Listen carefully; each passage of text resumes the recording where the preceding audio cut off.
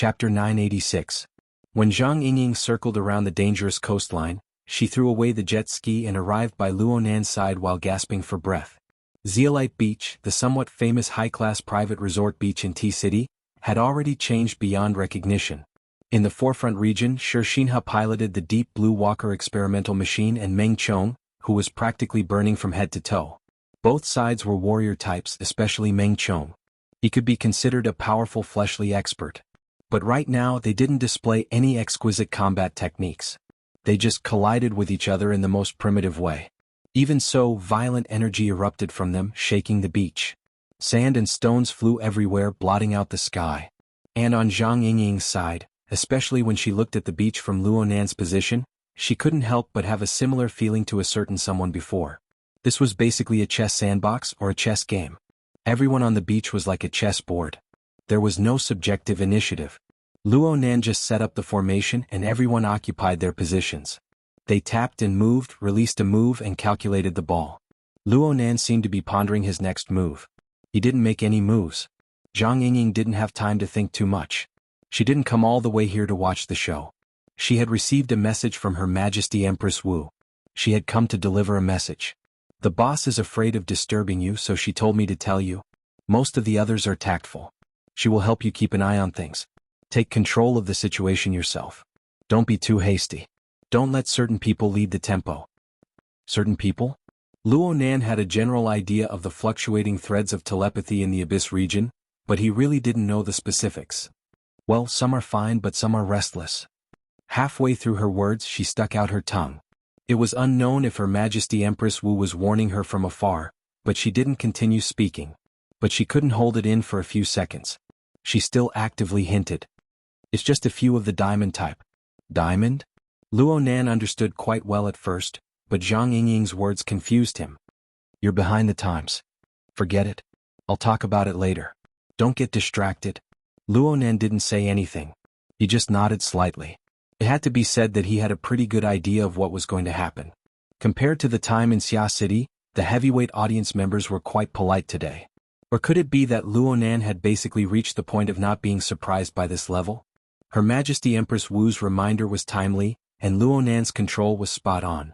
Most importantly, the sand table, which had been continuously remodeled, and the chess pieces, which had been trained for several hours, gradually possessed the embryonic form of a three-way confrontation he needed.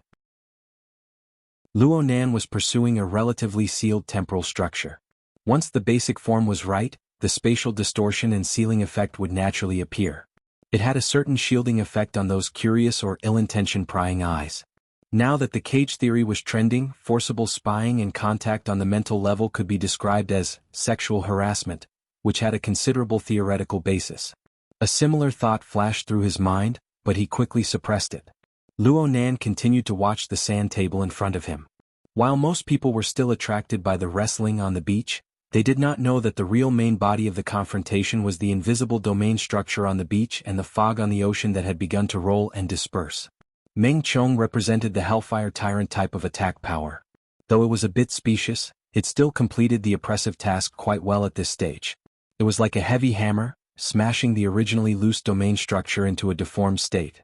It was more tenacious than before. So much so that the people on the beach finally had a bit of the posture of the bloodshed land. Luonan took advantage of this and used the syncopator to glue them together. He used a portion of his fantasy mimicry configuration to make them more and more in line with the basic form of a relay station in his dream. As for the mica mother constructed by the sea fog on the outside, it was undoubtedly far inferior to the true body. It was this disparity that caused the collision between the two to produce a serious deviation from the appearance in Luonan's memories. But it didn't matter. Only by discovering the deviation could he begin to correct it. Luonan actually felt that the difficulty of his current work had dropped.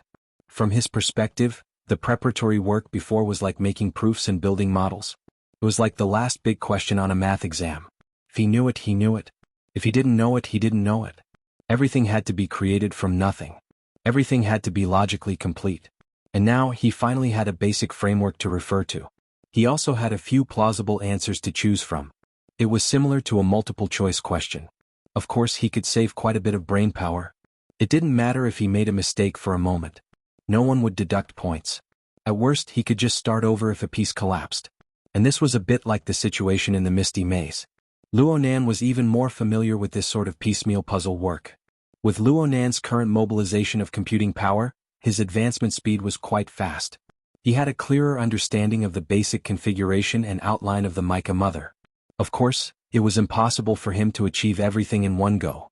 Luonan never had such extravagant hopes. He just wanted to solidify his foundation a bit more. He didn't want to do a complete simulation on a large scale. Instead, he wanted to make a true leap. He wanted to take that step from the relatively simple saturated structure of water vapor in the material plane to the living plane. Cough. He was clearly thinking too much. He didn't need to truly act on the material state. He just needed to make a false leap on the configuration plane. He was quite satisfied with silly sand stable substrate simulation configuration that could withstand the test. He couldn't possibly hope to forcefully create a magnetic optic mica. With this sort of standard in mind, Luonan felt that he wasn't too far from achieving his goal. He had this sort of feeling. Just a bit more. Just a bit more. The leap was a kind of qualitative change. It was just a bit more. Perhaps it would require a much greater accumulation than before. It was even possible that he would have to start over from scratch. But Luonan had an intense premonition. It was an intuition built upon the foundation of a solid configuration design.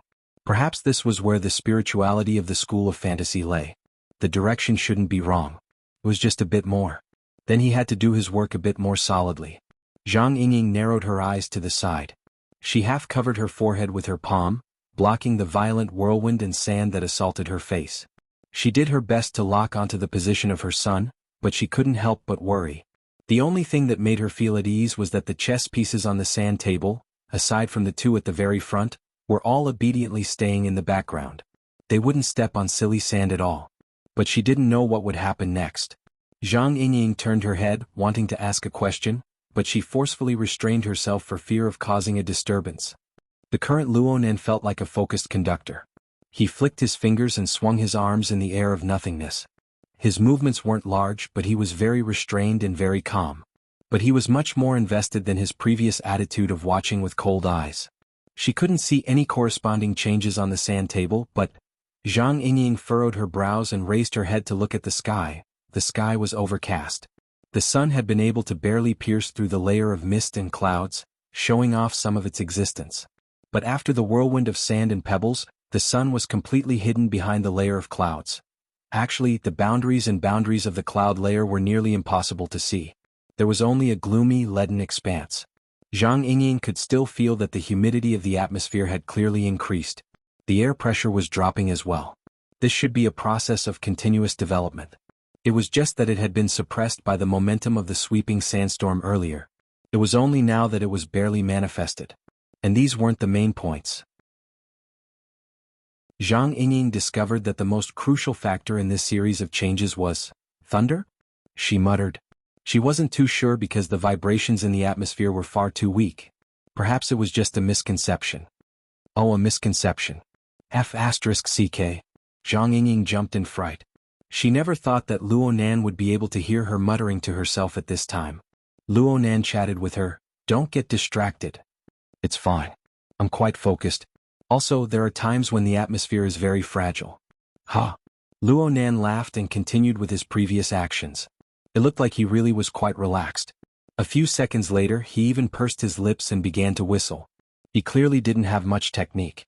His whistle was a bit hoarse at first, but his extraordinary control over his fleshly body helped him quickly find the right path. The whistle grew clearer and clearer. Later on, it struck together with the surging sandstorm, causing it to be particularly intense. It was quite fitting for the current situation on the beach. But later on, the gradually lengthened and turned low.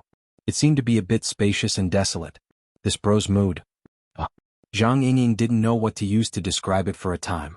When he whistled, his mind should be relaxed and his mood good. But she just couldn't experience a similar feeling. The melody isn't bad. What song is it? A new song composed by Sister Moya? Zhang Yingying quietly used the ability to recognize songs by listening, but she didn't gain anything. Whatever. Luonan also paused to reply. He didn't even know how he had hummed. He had whistled out. Yes, it was Wei Suyi's song, Scarlet Wheel. Clearly he had been infected by Liang Lu. Liang Lu was focused on her work. She would do this when she was in a good mood. Luonan didn't really like it at first. From his perspective, the concert would draw other thoughts and disturb his normal work. But Liang Lu spoke eloquently. She said that the School of Creation was most proficient in precise planning. She divided the brain. She needed a buffer or a metronome to effectively plan the pace of the task. In any case, she had ample theoretical support. Luonan didn't comment at the time, but now he suddenly felt, not bad. He searched for the feeling, pursed his lips and whistled. It was the song that he didn't quite understand the meaning of. Amidst this ear-scratching yet unfamiliar tune, he seemed to have returned to the relay station in his days. He was at his own workstation, in that sealed yet unexpectedly fulfilling environment. He faced countless broken machines and he was next to interesting and reliable comrades. He made the incomplete become whole and he made the damaged reconstruct and renovate. Everything was very familiar. It flowed smoothly and it wasn't dull. It was as if he could work endlessly until the entire base was full of vitality and operation. Well, there weren't such workstations in reality. There was such a base. Even comrades seemed to be nothing more than refactoring code in the void. But right now, there were indeed innumerable incorporeal structures before Luonan's eyes. They slowly shifted and changed. They worked in harmony, causing a marvelous force to faintly give birth. Even though there were many discords within, the incorporeal structures rubbed against each other, shaking and vibrating until the cacophony was jumbled and the dark hummed. Chapter 987. The dark clouds on the coastline quickly spread inland, and the sky above T-City quickly darkened. Of course, this was meaningless in the room where the curtains were still closed. Instead of looking out of the window, it was better to spend more effort to think about the moods of his parents. In a villa at the edge of the city, the party had already ended a long time ago. After a night of noise and venting, most of the people had already exhausted all their energy and hormones. Those who needed to leave had already left, and those who were left were those who had overplayed themselves. They were sprawled on the sofa, the floor, the bathroom, the side of the pool, and some were even floating on the water surface. Their clothes were disheveled, and some had even been soaked in alcohol to the point of stupidity. They were sleeping like dead dogs. These were all people with good fortune. They only cared about playing and went to sleep after they were done playing. The host squandered a lot of money and found beautiful women and handsome men from all over T-City, ensuring that every guest who attended the party would have a heaven-like enjoyment. Even the special service staff who were hired could earn a lot of money that far exceeded the standard. This was a situation where everyone was happy. However, no matter what kind of group it was, there would always be a few unlucky people. For example, the beautiful dealer who was so sleepy that she was about to smash her head on the gambling table, and the masseuse who was also sleepy but still had to smile and work hard to massage the shoulders and legs of the guests. Perhaps this also included the two professional managers who were just there to make up for the occasion and had almost been stripped naked. They were even worse than the service staff around them. They drank too much, stayed up too late, were overly excited, and were overly afraid. Now they didn't even know what cards they were playing. Fortunately, the two real big shots at the table were just casually playing and playing with the atmosphere. Now, one of the big shots had already started to yawn in a half-serious and half-fake manner. At the moment, his image wasn't much better than the men and women who were playing with him. He had a cigarette in his mouth and was only wearing a pair of underpants. There was a red wine stain that had already dried up on his chest. The most eye-catching thing was on his forehead. Next to his eyebrows, there were a few thick and long parallel lines drawn horizontally across his forehead. It looked like the wrinkles on the forehead drawn by the worst artist. There was also a line of words at the top of the line. I'm a blood demon. I'm a sand sculpture. As a dignified, extraordinary blood demon, he had led a wolf into his house. Now, the female wolf opposite him seemed to be happy, but he had a favor to ask, so he was too embarrassed to ask her to stop. He could only roll his eyes and continue playing. Of course, he had to find some way to hint at it. There's no end to the seaside. It's fine if these researchers are used to stretching the battle line, but none of them know how to speak human language. It's as if they're afraid that they won't be able to intimidate others. Opposite him was a woman wearing typical nightclub makeup. It was so thick that it almost drowned out her own uniqueness. She was not much different from the other female attendants in the room. If one had to find something different, then this lady was probably the most well-dressed person in the villa. So far, she had only taken off her jacket, revealing a shirt that revealed her shoulders. His shoulder length, slightly curly black hair swayed slightly on his fair, fleshy shoulders. At the same time, the hands of the unlucky masseuse were also slowly massaging this area. Her delicate and well-maintained hands rubbed against the snow-white, tight flesh. Overall, it was quite pleasing to the eye. The blood demon, however, was not in the mood to look at him. He glanced at the change in the man's expression and laughed. But this is good too. With this guy as a comparison, our business with Visual Impact will definitely make a lot of money. Unable to stand the blood demon's absurd logic, the lady in heavy makeup finally spoke. Because you came up with the idea of selling poker cards instead of a magazine? How much are you going to sell a deck of cards for? What do you mean by deputy? We're talking about cards. As I expected, you're still selling poker cards.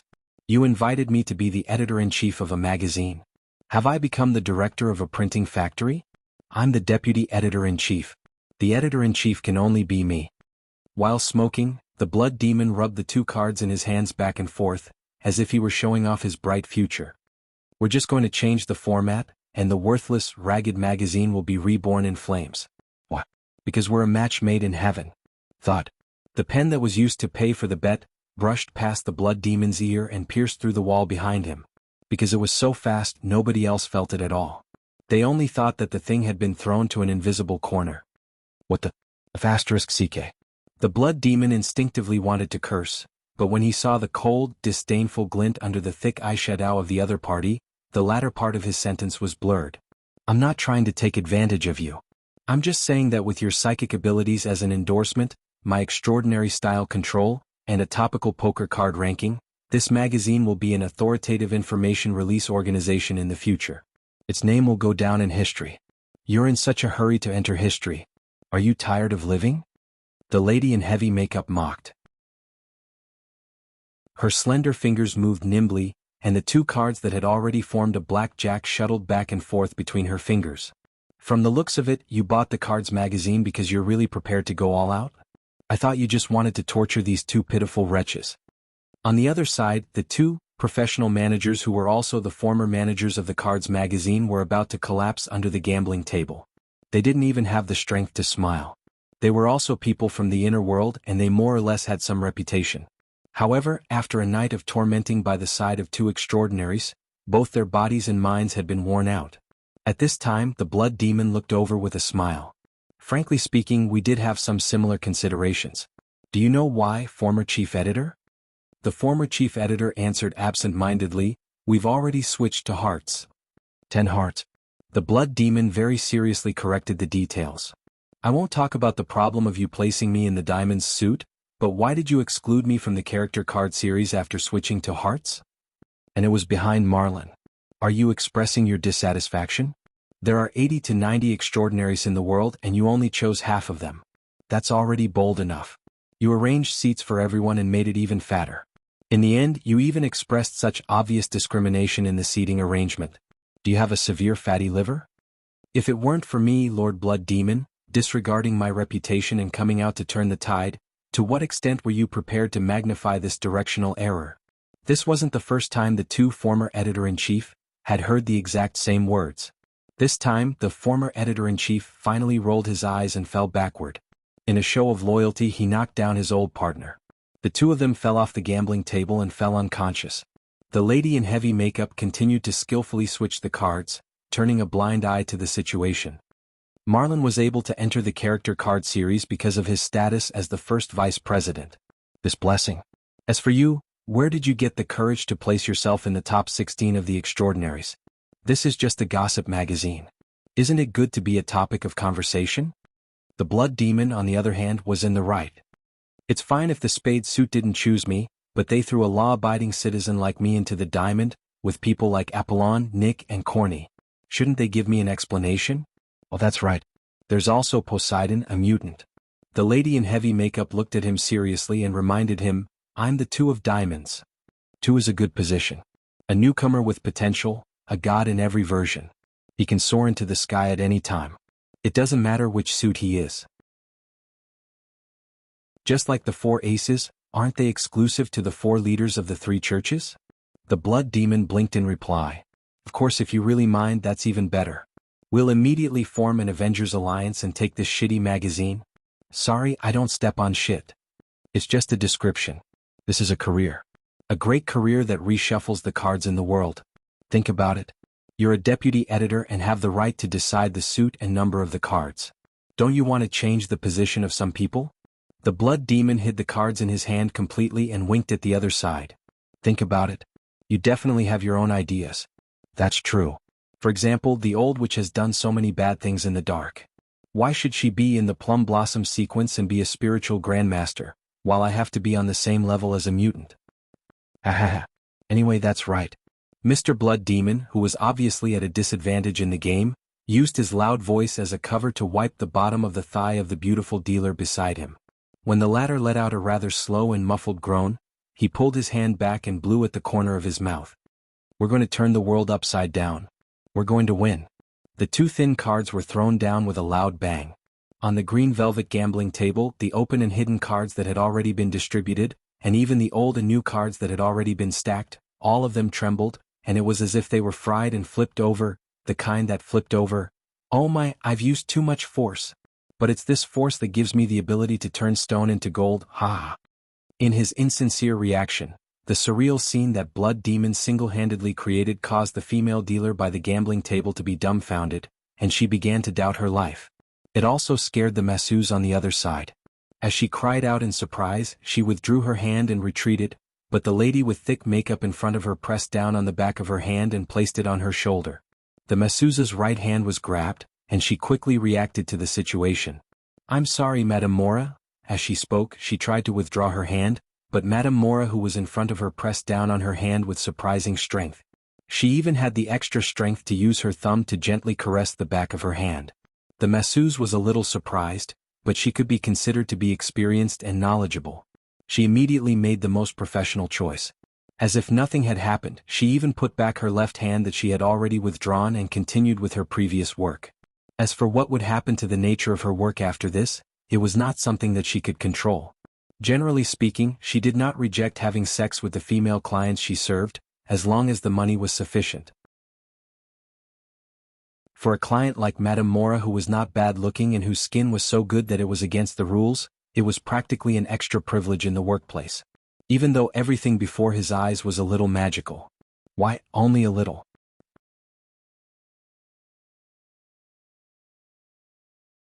Chapter 988. The masseuse was a little absent-minded. Perhaps it was because of this that she felt something extra in her hand. It was sensitive and enjoyable. There was also an indescribable sourness that stirred in her hand. Right at this moment, Madame Mora's voice traveled into her ears again. Our physiques are very similar. We are both of medium height, but our bodies are fit. Huh? Lipstick is the same color and perfume is similar. Perhaps we have the same hobby. Do you like to work out? Madame Mora casually played with the cards in her hand and threw them back onto the gambling table. She looked like she could not be bothered to communicate with the owner, who had no gambling ethics, but her interest in the latter part of the game increased. With the magical scene in front of her, the masseuse could not help but feel a little nervous. Working out? Ah yes. How many times do you do your maintenance every week? Two times. Your makeup is not bad. Which type of sunscreen do you use? Foundation? Hair removal fluid? Bra? The series of questions completely confused the masseuse. The question that could have been easily answered had now become a stumbling block. At the end of the day, these were all female instincts. In the end, she still managed to finish answering. Madame Mora nodded. You're really diligent. Unfortunately, other than deceiving yourself, there is no other effect. The masseuse was speechless. Blood Demon cackled at the gambling table. You're doing this again. I'm just stating the facts. Clear lines, big pores, lots of color spots, a lot of oil, oh, and body hair and body odor. Sorry, I'm just that sensitive. Especially since you look a little like a middle-aged woman I know. Mora's thumb rubbed the back of the masseuse's hand all the way to her wrist before she let go. In the end, she even shook her hand and shrugged, making the exposed areas of her body more dynamic and lively. She also made a perfect counterexample. Are you envious? Clean, cool, soft, and flawless. Are you jealous? Once you lose your youth, you can never get it back. Before you have the time to fill your heart, all the actions you take after that will only be meaningless struggles and despair. You will never be able to achieve the goal that you're envious of and jealous of. You can't even hope for her to sink to your level. In this case, it's right to be jealous. Rich psychological activities are the highest level of your body and mind. Of course, it will never satisfy you. It will only become a joke to others, such as me. The masseuse stood there dumbfounded, momentarily forgetting to be angry. She had no idea what to do next. The blood demon rolled his eyes. What are you talking about? He's been through a lot. Even though he's no match for you in every aspect, he might be mentally stronger than you. If I had known that you were still so vile, I would have found an ability user for you. It would be best if it was a physical one. Oh. Didn't you say it before? Mortals are unsightly, awakened ones are starting to improve, architects are barely decent, and extraordinaries are only cute. The problem is that my business here has just started, so I can't get Wu Jiong to massage your shoulders, right? That's a very good hope. Emola laughed loudly. Her dark red lip gloss and snow-white teeth formed an extremely beautiful visual effect. Even though she did not have the reserved demeanor of a woman, she was the side that the blood demon admired the most. However, Emola quickly shook her head. Compared to a metal rock that I can't bite through, I'd rather find a more tender one. A boy is fine too as long as it tastes good. Hee hee, you must have been dumped by a martial monarch, and you just haven't found the cooking method yet. So you've taken a fancy to the most tender extraordinaries? Not so long ago you were the synonym for tender. Tender? You're talking about Luonan? Emola extended her hand and waved at the blood demon. The blood demon understood and flicked a cigarette over. Originally, it should have been the masseuse's turn to display her value, but the latter was completely lifeless. She had no reaction at all. Emola didn't mind. She held the cigarette in her mouth, and the tip of the cigarette automatically lit up without any movement. This is a new dish that's still endlessly adding ingredients to the pot. The recipe looks pretty good. They're clearly playing chess, okay? No matter how much they tried to downplay the matter on Zeolite Beach, in reality they would pay attention to it. The only difference was the depth of the matter. Let's not talk about other things, but the method of stimulating the blood flame order is really quite interesting. The pattern is novel and the posture is beautiful. The blood demon wanted to have a good discussion with Emola. Why don't you give him a segment or something? Speaking of which, he's also a psychic. Wouldn't it be easier for you to make a judgment? After all, the newest edition of the poker game, the magazine, was about to be released into the market. How to position the rising star that came out of nowhere would determine the authority of the ranking to a large extent. Even if he was playing, authority was necessary. He forcefully bought the magazine for fun, not to act like a clown. Emola puffed out a cloud of smoke. I said he's a noob, but you insisted on playing chess. Fine, he can also be considered a chef, an interesting chef. Just thinking about it makes one want to eat him, but not now. Yep, there's one more thing that needs to be emphasized. Not all extraordinaries are cute and easy to eat. Some people are destined to be the representatives of decay and ugliness, as well as the piggy banks of jealousy and hatred. Stop, stop, stop. The blood demon hurriedly called for a halt. Words and deeds are bound to be marked. I know that you and the damned which are absolutely irreconcilable, but can you not cause trouble for me? I'm a person with property now, and I can't afford to be tormented, especially by two psychics. She's far away in Boo City, but her disciple is in T City. You can go and torment him to vent your anger. The star which is also in T City? That's quite filial. Also, I didn't say it was her. You said it. Emola took a deep breath, and the cigarette in his hand burned to the bottom. He then puffed it out, and the smoke was like an arrow hitting the blood demon's face. He then stood up. Unfortunately, I'm just passing by and can't stay for long. I'm leaving. The blood demon did not mind, but he found it strange. It's rare for T-City to be so lively. Since you're here, why aren't you joining in? I'm visiting my relatives and I'm eager to go home. You're a cursed loner, what relatives do you have? Can't be a blood connection. That's very much like a psychic. Sorry, I won't answer your personal questions. Emola did not continue chatting. She took her jacket and kissed the masseuse's cheek. She then strode out of the room. Behind the door, she suddenly turned around and smiled. She pointed her finger at her lips and blew another kiss at the masseuse. Bye-bye, Granny. I hope there's another person who hates me in this world. After she finished speaking, her figure flashed and disappeared in the blink of an eye. F***CK. The blood demon finally came back to his senses. He jumped up and wanted to run, but he was still too late. The restraints that Emola had placed on the masseuse previously broke silently due to the time limit and the strength of the restraints, and the last of the spirit waves spread out. The sinister thoughts that came from an unknown and distant region were like mushrooms that grew rapidly on rotten roots after rain. They quickly appeared on the masseuse's body and moved her eyeballs slightly in their sockets. She looked over coldly. Damn it, The blood demon cursed in his heart, but he quickly controlled his expression. He smiled widely at the masseuse who had become a temporary parasite. "Granny Wu, why are you so free to come over? Brother Star Sorcerer, it must be tiring to be your signal tower every day." The masseuse stared at him and opened her mouth, but no sound came out. In reality, she had said, it was just that her spirit and body were not in harmony. Her thoughts and body were not synchronized. The blood demon did not find it strange. Even if this damned which was the strongest shaman in the world, it was too difficult for her to break through the restrictions set up by an extraordinary shaman and control an unfamiliar body from such a long distance away. She had to go through 2 transmissions and break through the restrictions set up by an extraordinary shaman. The death witch, who was also the Granny Wu in his mouth and the damned witch in his heart, had never been a patient person. After another second, the masseuse's heavily made-up face suddenly had a strange expression. The corners of her lips curled into a faint smile. Then it distorted, dislocated, and cracked. The beautiful dealer on the other side happened to see this scene. She wanted to scream, but she could only let air fill her throat. Her entire body convulsed. The moment before her entire face shattered, a voice finally came out. "I'm the chief editor." All right. It's like adding wings to a tiger. The blood demon quickly came to a consensus with this person. As for whether this person was purely competing with Mora or had a deeper plan in mind, he did not have the time to care about what kind of trouble this overly luxurious editing department would cause in the future. The conversation ended and the masseuse ended her mission.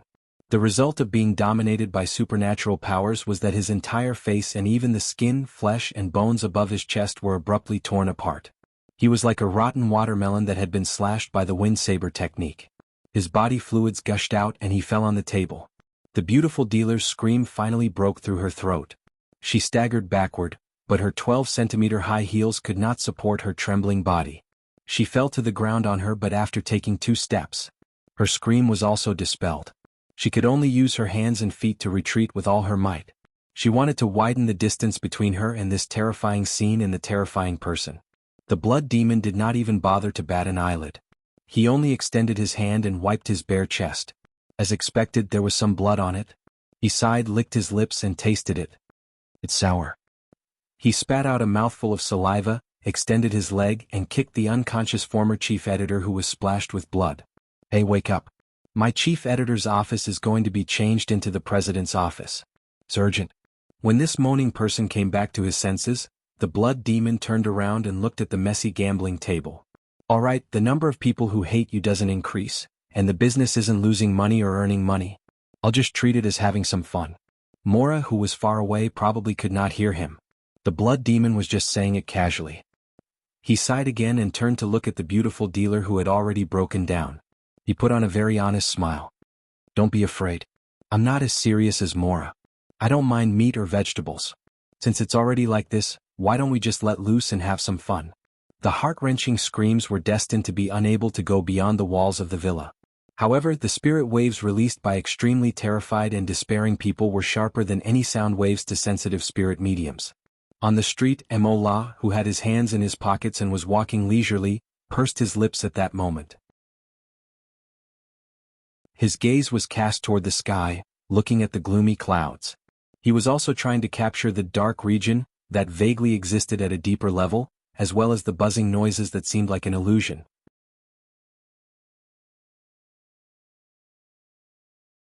Chapter 989.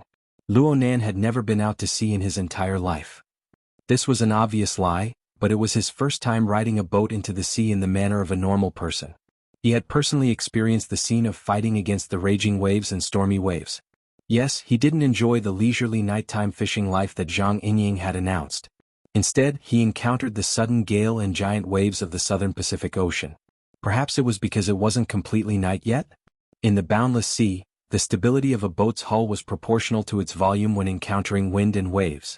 If it was a luxurious giant ship like the Jade Light, the normal level 7 or 8 winds and 7 or 8 meter waves would be easily crushed through.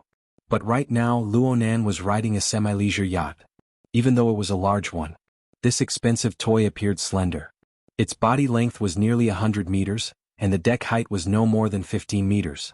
It undulated between the waves as if it wanted to drill directly into the sea. Even though it was a yacht, there was no comfort to speak of under such weather and sea conditions. If safety ropes weren't fastened, one would have to play human bowling in the cabin. Especially since it was sailing at a speed of 40 knots under the gale and giant waves. It was simply flying from one wave to another, maintaining a fragile balance amidst the intense turbulence. Luonan just happened to be at the bow of the boat, at the forefront of the wrestling between the hull and the giant waves. His arms were propped up on the deck railing. He was like a tourist enjoying the seascape, allowing the tons of seawater to sweep over him. This scene was a bit artificial, but he was just a body of water vapor here. It wouldn't be a problem for him to completely scatter the water. In comparison, Zhang Yingying was the real iron-headed doll. She settled down the incubator of her own son, making sure that it wouldn't be damaged by the ups and downs. Then she impatiently rushed to the bow of the boat, letting the seawater drench her body. She laughed loudly as she staggered, enjoying the thrill of madness to her heart's content. Due to the suppression of the roaring sea wind and giant waves, all of her words had to be shouted. It feels great. Boss personally steers the helm. It feels great. Luonan had to admit that Her Majesty Empress Wu really knew how to give people pleasant surprises. She said to leave by sea and it was arranged.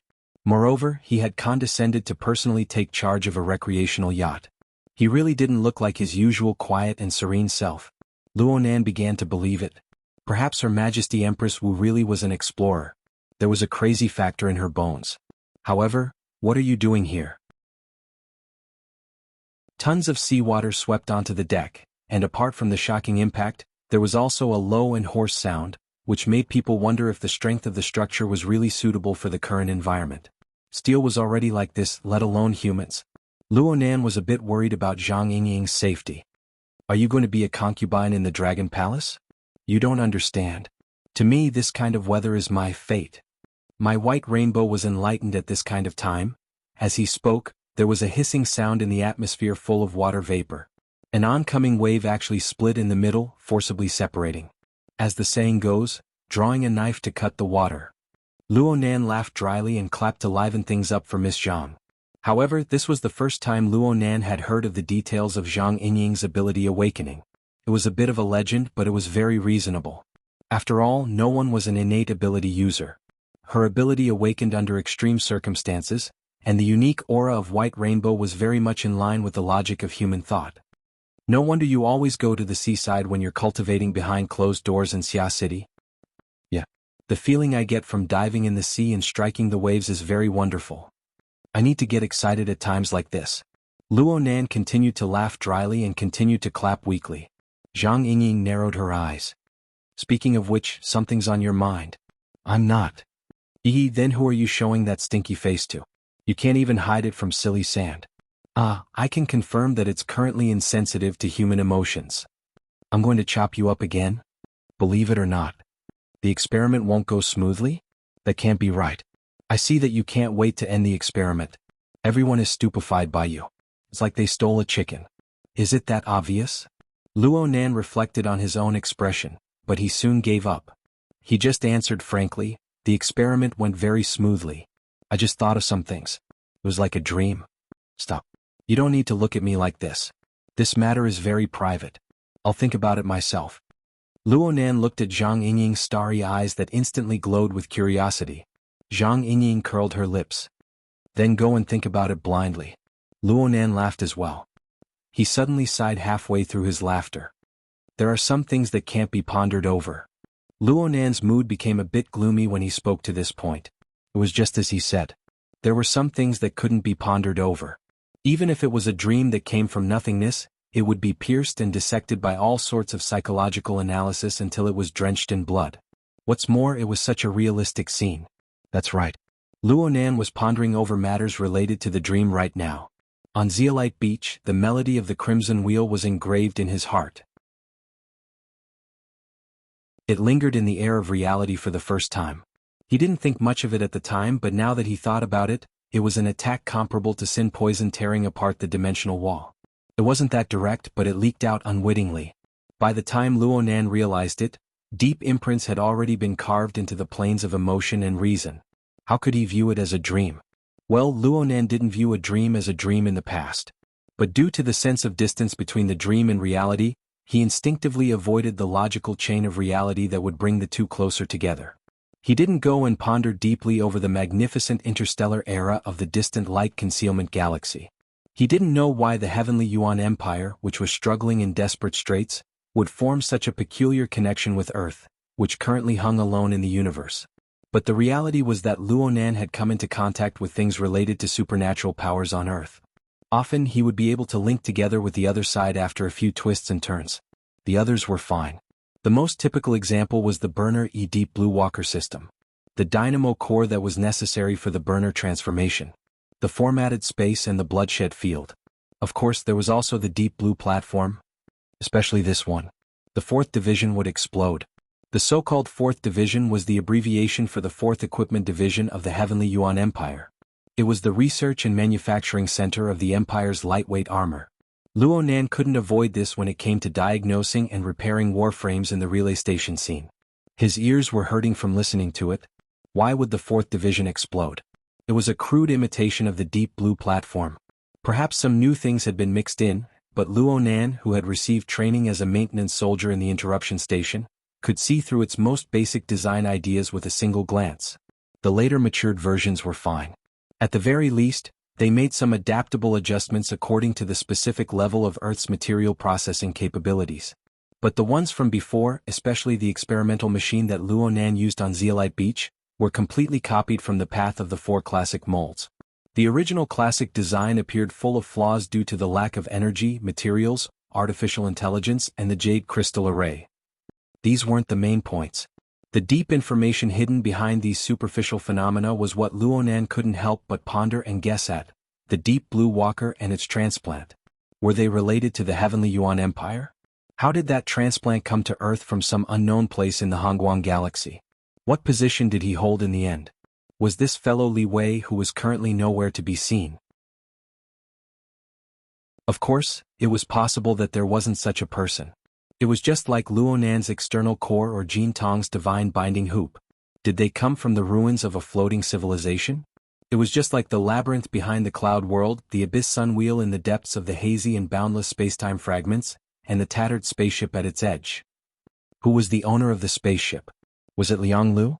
Luonan couldn't help but guess due to the high degree of correlation between the external neuron and the other side. Of course it was just a guess. The problem was that there was a continuous stream of evidence the moment such a thought arose. It was like a roaring storm pouncing over. It wasn't just the stacking interference technology thesis in the external neurons database. After all, the thesis in the database could come from any channel. Even Zhang He's thesis was preserved there. But let's not talk about the thesis. Let's talk about the real thing. The invisible muslin, which was highly compatible with the thesis, was inevitably scarce no matter what era or civilization it was. It was an advanced artifact that Liang Lu had already confirmed to be extremely difficult to replicate. Why did it also fall to Earth and why was it torn into 2 halves? Why did the first scene of the Inner Universe simulator cut into the relay station, which was highly related to Liang Lu? Luonan couldn't help but think.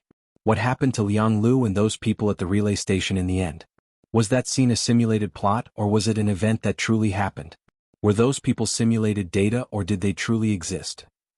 At the very least, were they projections that once existed? If it really was a reproduction of a certain true scene, then even if Luonan could imagine a happy ending for the battle situation at the relay station, what happened afterwards? Even if Luonan excluded the idea that Liang Lu had drifted to Earth in the end, which was too much of a coincidence, it was hard for Luonan to imagine that Liang Lu's stacking interference technology was Liang Lu's invention. It was the environment that the Heavenly Yuan Empire should have.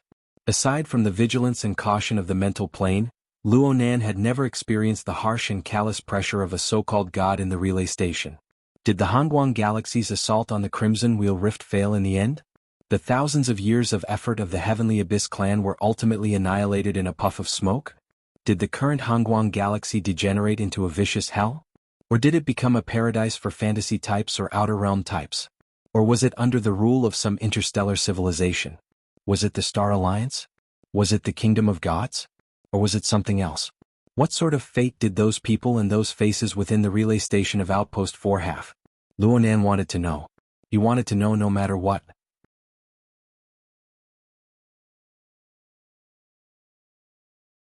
Chapter 990. Whether it was because of illusory emotions or because of intrinsic curiosity, Luonan had a drive to seek answers. And as his thoughts continued to penetrate deeper and deeper, this driving force continued to accelerate and expand. Luo Nan had tried to seek answers from the inner universe simulator, but it was to no avail. Instead, the more he dug, the greater the expanse of emptiness appeared before his eyes. There was no way to fill in the blanks. There were all sorts of details that revealed vague trends. Just thinking about it made his heart clench into a ball. For the time being, Luo Nan didn't know what he should do or what he could do. Perhaps he would overexert himself and turn into an idiot who chased after an illusory dreamland. However, Luo Nan also believed that as long as he followed his current rhythm on this path without stopping for even a moment, there would be a day sooner or later. Perhaps in the near future he would touch the edge of that illusory dreamland. He would touch the traces left behind in reality. Whether it was the current Deep Blue walker or the phantom hidden behind Deep Blue's Apocalypse laboratory, perhaps there were other things hidden even deeper. Luo Nan possessed a high degree of sensitivity towards these things. He just needed to wait for an opportunity to make contact. In fact, just like the theory of superconfiguration described, as long as one's existence increased, under the effects of superconnection and superinterference on the fantasy level, the external environment and even the entire world would be distorted into what one wanted. Alright, he was thinking a bit too much. Right now, no matter how much Luo Nan thought about it, it was impossible for him to make the truth of the universe rotate according to his will. At most, he could make the wind and waves that assaulted his face a bit larger. Zhang Yingying really knew how to give people space. She didn't pester Luo Nan to get to the bottom of things. She just let Luo Nan think blindly. She just stayed by his side and enjoyed the blessing of her life's giant waves. She chopped 17 or 18 times in a row. Some waves were successfully chopped, while others were not strong enough. She was drenched from head to toe. She only stopped when she saw Luo Nan's attention return to reality. Today's waves are a bit big. Boss said that it's not just because of the weather. Yeah, this.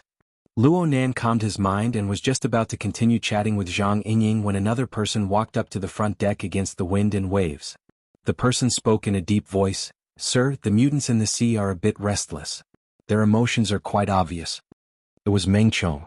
Compared to Zhang Yingying, who was swaying left and right, this person was much more stable. There was a layer of dim red light on his body, like a flame that was about to be extinguished. It seemed like it could be destroyed by the wind and waves at any time, but it could always be maintained and never extinguished. This was the residual effect of being at chess piece on the zeolite beach. There were still some problems with the chi activity of the mushed-mouth ape. After leaving, he could not quickly resolve the extreme power impact of the Blood Soul Temple in the Abyss area. He needed a long time to adjust and adapt. From his perspective, slowly cultivating was one way. But if he followed Luo Nan, he would be able to make adjustments in a timely manner. His efficiency would be higher. Therefore, he used the excuse of running errands for his mister to directly follow Luo Nan onto the ship. Luo Nan didn't care, and Her Majesty Empress Wu, the master of the house, didn't refuse. Compared to Zhang Yingying, Meng Chong was more experienced. He did not talk much, but he always hit the nail on the head. This could be the precursor to the formation of a small tide rush, and we just happened to be there. But it could also be a simple chain reaction caused by a certain species. Regardless of the year or month, the ocean had never been safe. After the era of distortion, it became even more severe. The beginnings of distortion came from the ocean. This was basically a public opinion. This had always been the most active domain of the mutant species. Powerful aberrations could be found everywhere. Some traveled around the world with ocean currents, searching for food all over the globe. Some formed gigantic undersea nests and dominated an area. Occasionally, there would even be traces of extraordinary level creatures. Actually, Luo Nan didn't need Zhang Yingying and Meng Chong to remind him. He knew that there were many wild, chaotic, and irascible auras surrounding their flying yacht on the surface of the ocean. They followed their powerful instincts, moving stealthily beneath the roaring and surging waves, waiting for an opportunity to move. Some began to follow the yacht not long after it set out to sea. As the winds and waves gradually rose, not only did the number not decrease, but it rapidly increased. Luo Nan liked this a lot. Yes, that's right. He liked it a lot. This was because these violent yet powerful life forms followed and gathered above the violent winds and huge waves. Within the boundless black clouds, the clamorous noise that was suppressed by the terrible weather environment grew clearer and clearer. On a plane that other people were unable to sense, millions upon millions of control lines were dropping down from the cloud layer. Their target was no longer just the semi-dormant dumb sand. Instead, they were directly cast into the ocean. They churned within the seawater and stuck together with the violent mutant life forms. The millions upon millions of lines would occasionally collapse, occasionally increase and decrease. They were unstable. She would send a photo of Luo Nan at the bow of the yacht from time to time. It could be considered a benefit for her friends. However, the fellows in the group were all greedy. What are you posting pictures for? Start a live broadcast. Ask teacher Luo to give a small lesson. Don't use cavalry. Get infantry. There's nothing to see right now. He's still grieving over the changing seasons. When all was said and done, it was nothing more than a puff of water vapor. This was truly like a dream, an illusion, a bubble. How hateful. This was such a good opportunity. She couldn't even see if there was any material. Zhang Yingying muttered in her mind, but in the end she complied with the will of the people. She displayed the function of the floating camera to its peak, giving Luo Nan a relatively stable shot amidst the violent storm. The signal transmission over the sea was just like that. Even though the psychic wave network did some optimization after receiving the signal, it could only barely be said to not lag. Meng Chong consciously retreated backwards, avoiding the area covered by the camera. He continued to stand steadily beneath the wind and waves, acting as a bodyguard. This could be considered his job. Come. Say hello to everyone. Sing a song or something. Perhaps it was just as Zhang Yingying said. Violent winds and giant waves were her life. She really was a bit high. A few hours ago, Luo Nan had whistled for no more than a few dozen seconds in total, but it had left him extremely amazed. He really wanted to try and see if he could squeeze out more from Luo Nan. Luo Nan still remembered a few fragments of the melody, but there was no need to, right? He just pretended not to hear and greeted everyone in the group. Then he skillfully changed the topic. I almost forgot to ask you. You were talking about the diamond on the beach. What in the world does it mean? Zhang Yingying curled her lips. I shouldn't have had such hopes for you. What's the two of diamonds? Luo Nan had just snuck him out.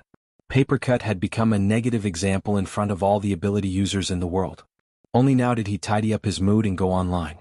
He thought that a new lesson had come out, so he asked in a hurry. Let's play cards.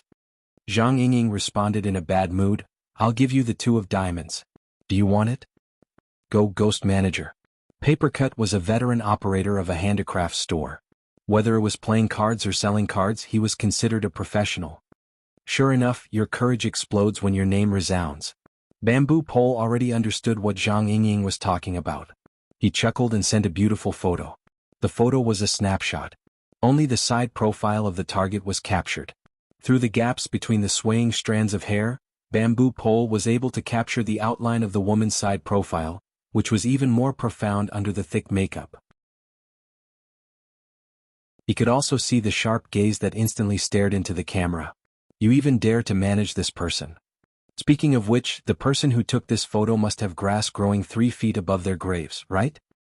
Sister Cat Eyes? Shuelei interrupted. Godly Cat Eyes. No wonder you haven't been able to find a new home after being dumped last time. Gosh, I misread. Sorry. Shuelei hurriedly apologized. Straight men mostly relied on their makeup to recognize people. In the circle, only Cat Eyes, who often hung out in nightclubs, would wear this sort of attire. There was no response from Cat Eyes. Holy crap. You guys are talking about the two of diamonds. Papercut finally came to a realization. He sent a thumbs down emoji. You guys are in the South Pacific. Then I'll wish you guys a happy reunion with the King of Diamonds.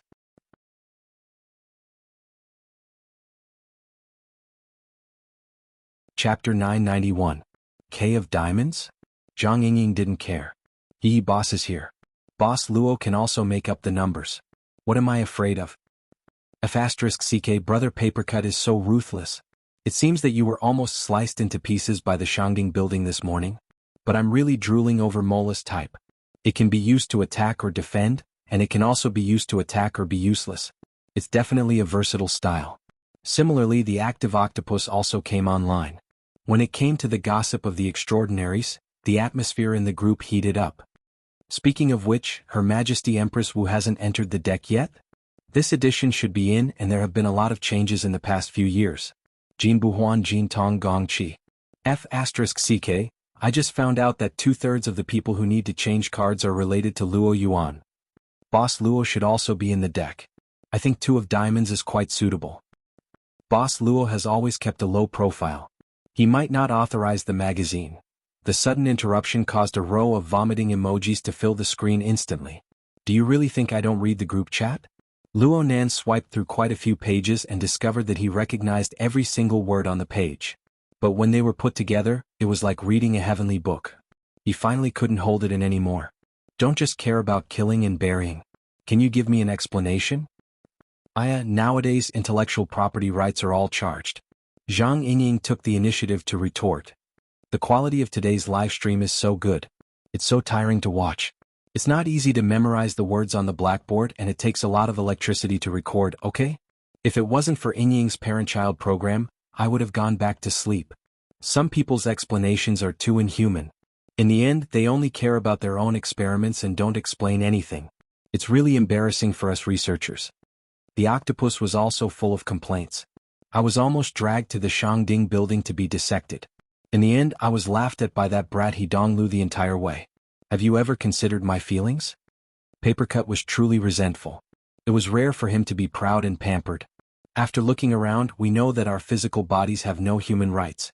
As your senior brother, I don't have the face to tell my master. Shuelei joined in the fun. Hee hee. Red Fox was the simplest. There were also a few people who didn't speak, but they also entered the spectator mode. Luonan blinked. Then we'll arrange for small classes. It's free. I don't even want honor points. Don't be like this. Honor points are definitely needed. It would be better to give everyone a share later. Zhang Yingying made the decision on Luonan's behalf. Luonan was very surprised. Could it be that in your eyes, I don't know how to surf the internet? With so much free time, I'm about to find out who started Card Deck magazine? There was an awkward silence in the group for a second. Octopus quickly answered, I know. Deck magazine is controlled by the Mystical Information Society. It's a semi-official media organization authorized by the Star Alliance Committee. It said that the big shot behind them is Bai Hao. You know Bai Hao, right? He's a veteran extraordinaire. He lives in STEM City and works in the world government. He's the highest representative who connects with the inner world all year round. When you guys arrived at D-City, didn't you pay your respects to the mountain head? That's old news. After Bai Hao retired 2 years ago, he didn't seem to care much about things on the surface. That's why the Deck magazine has always wanted to launch a supplementary deck, but it's difficult to produce it. Out of the 80 to 90 extraordinaries, only 52 of them were recorded. They even keep talking about the authorization. In fact, it's hard to say if there will be a next issue. I say, don't you guys read the economic news? Bamboo Pole was very astonished at the knowledge and information sensitivity of the human evolved elites in the group. Yesterday morning, the Mystical Information Society already made an announcement. Deck magazine has already changed hands, okay? The person who took over is also super high profile. What? Changed hands? Bai Hao is holding the line in the back. Who would dare to take over if they aren't extraordinaries? Wouldn't they be worried that there'll be another shocking gossip like, for the sake of the ghost card, Rabbi the Clown fights a secret battle with a High Lord? No, a natural disaster? Fuck Blood Demon. Isn't this guy messing around? Following the transfer of the news link, the topics in the group once again deviated towards an unbearably chaotic state. However, Luonan, who was relying on himself to look up information, was already barely able to keep up with everyone's rhythm. At the very least, he already had a relatively clear understanding of what Zhang Yingying meant when she said, square. Simply speaking, the recently chaotic Deck magazine, which had a powerful background in the past, specifically targeted extraordinaries. It made a rather public BA ranking in the form of playing cards. They made it seem like they were wanted criminals. The above was Luonan's ridicule. The Deck magazine's ranking logic was as follows. There were 54 cards in a deck. The big and small ghost cards weren't used. They were left empty to show that the most powerful were undecided. The remaining 52 cards were divided into 4 suits. Each suit represented a type of extraordinary powerhouse. Among them, spades represented powerful and balanced. They believed that this type of extraordinaries didn't have any obvious weaknesses. They were strong enough to ignore weaknesses. They were considered the most powerful type. Hearts represented the pinnacle of flesh and blood. They chose people with powerful fleshly bodies. Plum represented the profundity of the spirit. They chose extraordinaries of the spirit side. Diamonds represented extremely troublesome. They chose the world's most famous troublemakers. They were extraordinary class ticking time bombs. There were also some small rules within this. For example, the 4 aces were just enough for the 4 leaders of the 3 great orders to divide them up. There was no need for further classification and ranking. The 4 number 2 cards were chosen from new extraordinaries. They showed that their potential was limitless. They could be the smallest cards, but they could also be the biggest cards aside from the ghost cards. They showed the rules of a generation, the will of a generation of gods. Also, it was generally believed that the 4 suits of J, Q, K, and A represented the strongest 16 people in the world, including mutants. This was because there was a mutant that was an exception. It was Poseidon, who was active in various regions of the world's oceans. He was the most powerful mutant in legend. He occupied the King of Diamonds. This was the blessing sent by Papercut. The Ace of Diamonds was true god Qianju of the Amaterasu order. Not to mention whether or not this was a coincidence, this position was very much in line with Luo Nan's heart. The focus of the discussion in the group right now was the Blood Demon, who was especially active on the internet and loved to cause trouble, had suddenly taken down this extremely controversial media magazine. He was definitely up to something. The key was what he was up to and how he was going to do it. It didn't take long for the latest Deck magazine to be released. Powerful people like Her Majesty Empress Wu, who had just become extraordinaries in the second half of last year, would definitely be on the list as long as she didn't explicitly oppose it. Then would the most eye-catching Luo Yuan be on the list as well? What suit and what position would they be in? Boss will definitely be in the spades group. But if he doesn't lose, he'll be in 2 of spades. Zhang Yingying was naturally filled with confidence. Bamboo Pole thought a bit more. You can say that there's no problem, but the spades group is full of people right now. They're all veteran powerhouses. Every one of them is unbelievably stable. I feel like we'll offend them no matter who we replace. You can't just ask President Ouyang to abdicate, right? Fuck. Maybe that blood demon fellow will dare to make the decision for someone else. He can't wait to see Xia City in chaos and have some fun for him to see. What about Boss Luo? And that Mr. Mo from Banqing? So insincere. Isn't it boring? I'm talking about what suit? You won't admit it even if I tell you to feign ignorance. It's definitely 2 of diamonds arrangement. My Miss Mola has been keeping a low profile lately. She's been cultivating her mind and character. She can totally be assigned to Plum Blossom. Bamboo Pole suddenly asked a question. Then how many cards do you think the sincere and smart Mr. Blood Demon will arrange for Boss Luo? The more Luo Nan understood the world, the more he felt that the twists and turns inside were far too complicated. Luo Nan gradually broke away from the chatting atmosphere of the group. He wasn't bored. He was just watching from the side. It was quite good. It was impossible for him to completely focus on chatting with others. The experiment at hand was always in progress. There was also the ever-increasing number of mutants following the yacht. They kept on expanding without end. In the end, they were still playing with fire. Meng Chong maintained a high level of vigilance from beginning to end. He paid attention to the roaring waves and the indistinct shadows of fierce figures. The mutants were all carnivores. In the surging and ceaseless biological chain of the ocean, everything was carried out in motion. Eating, resting, and even reproducing didn't conflict with temporarily following the yacht. If they were in the mood and were sick of eating meat, it wasn't impossible for them to flip this large toy on the surface of the ocean and pick and choose to eat some snacks. Moreover, there were too many tyrannical creatures gathered in a relatively small area. This in itself was harmful to their mental state. It was normal for their mood to continue to be irritable. Boss Luo, you're distracted again. What are you looking at? Luo Nan had forgotten that he was the focus of everyone's attention right now. This was especially true when he was still in video chat mode. A slight deviation of his attention would be exposed to everyone's eyes. There's a beauty next to him. Yingying is giving out a lot of benefits right now. Boss, you're hurting people's feelings like this. Bamboo Pole was always the type to talk about things like this. Get lost. Zhang Yingying turned the camera away in annoyance. She didn't let her overly cool outfit appear in front of others, but she didn't forget the current situation the yacht was facing. She followed Luo Nan's line of sight and turned the camera to the roaring and undulating sea. Right now, the density of marine life surrounding the yacht was so dense that even the gale and waves couldn't hide it. They could casually see scales, sharp fins, and other things that were completely different from the color of the sea. They came and went between the waves and bubbles. There were even streams of blood that were wrapped in the wind and waves as they slapped against the yacht. Fuck. Octopus subconsciously swiped a stupefied dog emoji. The honest guy is furious. Brother Papercut, your curse has come true. Should I take it back? Papercut really did take it a bit seriously. Zhang Yingying's choice of camera had a very strong visual impact. It felt like the lead gray waves of the ocean were a dense mass. It was hard to tell whether the waves were crashing against the yacht, or these sinister marine life forms were carrying the yacht and flying on the surface of the sea. It wasn't just them. Zhang Yingying, who had already been mentally prepared, was shocked. How long has it been? How come there are so many now?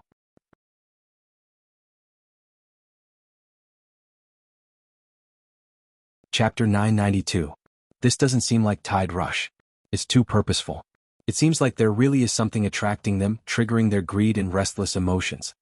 Though Meng Chong had a physical body, the Blood Flame Order was a professional among professionals when it came to sensing and utilizing the extreme emotions of living creatures. Their words held great authority. Of course, in Meng Chong's mind, the greatest authority was right by his side. His gaze naturally turned to Luonan.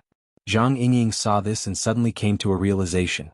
Luonan, what the hell are you doing now? Luonan spread his hands. He didn't say anything, but he suddenly tilted his head. Do you guys hear something? Don't change the subject. Do you have ears? Oh, I was wrong. It's an oscillating psychic wave. It seems to be a cry for help? A cry for help? Oh, is there a ship in distress nearby? Zhang Yingying really did communicate with the cockpit as she spoke. She turned around and spread her hands at Luonan. I already said it's a psychic wave. It's not an electric wave. How far can a psychic wave travel? Forget it. Pretend I didn't say anything. Zhang Yingying had no way of refuting a master of mental senses who had redefined the structure of the mental domain. She didn't want to pester endlessly, so she could only discuss the matter as it stood. Which location? There are only so many people in the inner world. Maybe they know each other. I'll help them if I can. Luonan pointed at the deck. A ship? An ocean yacht murder case? The guys in the group never expected something like this to happen. Their excitement rose to their heads, and their imaginations couldn't be shut. Zhang Yingying couldn't help but roll her eyes. Hey, in order to go out to sea with Yuan Luo, we set out in light gear. There are only a few people on the yacht. Other than the front deck, they're in the cockpit. When we get back, we even have to fish and cook dinner on the spot. Murder. Murder my ass. Bamboo pole was more reliable. You mean under the ship? In the ocean?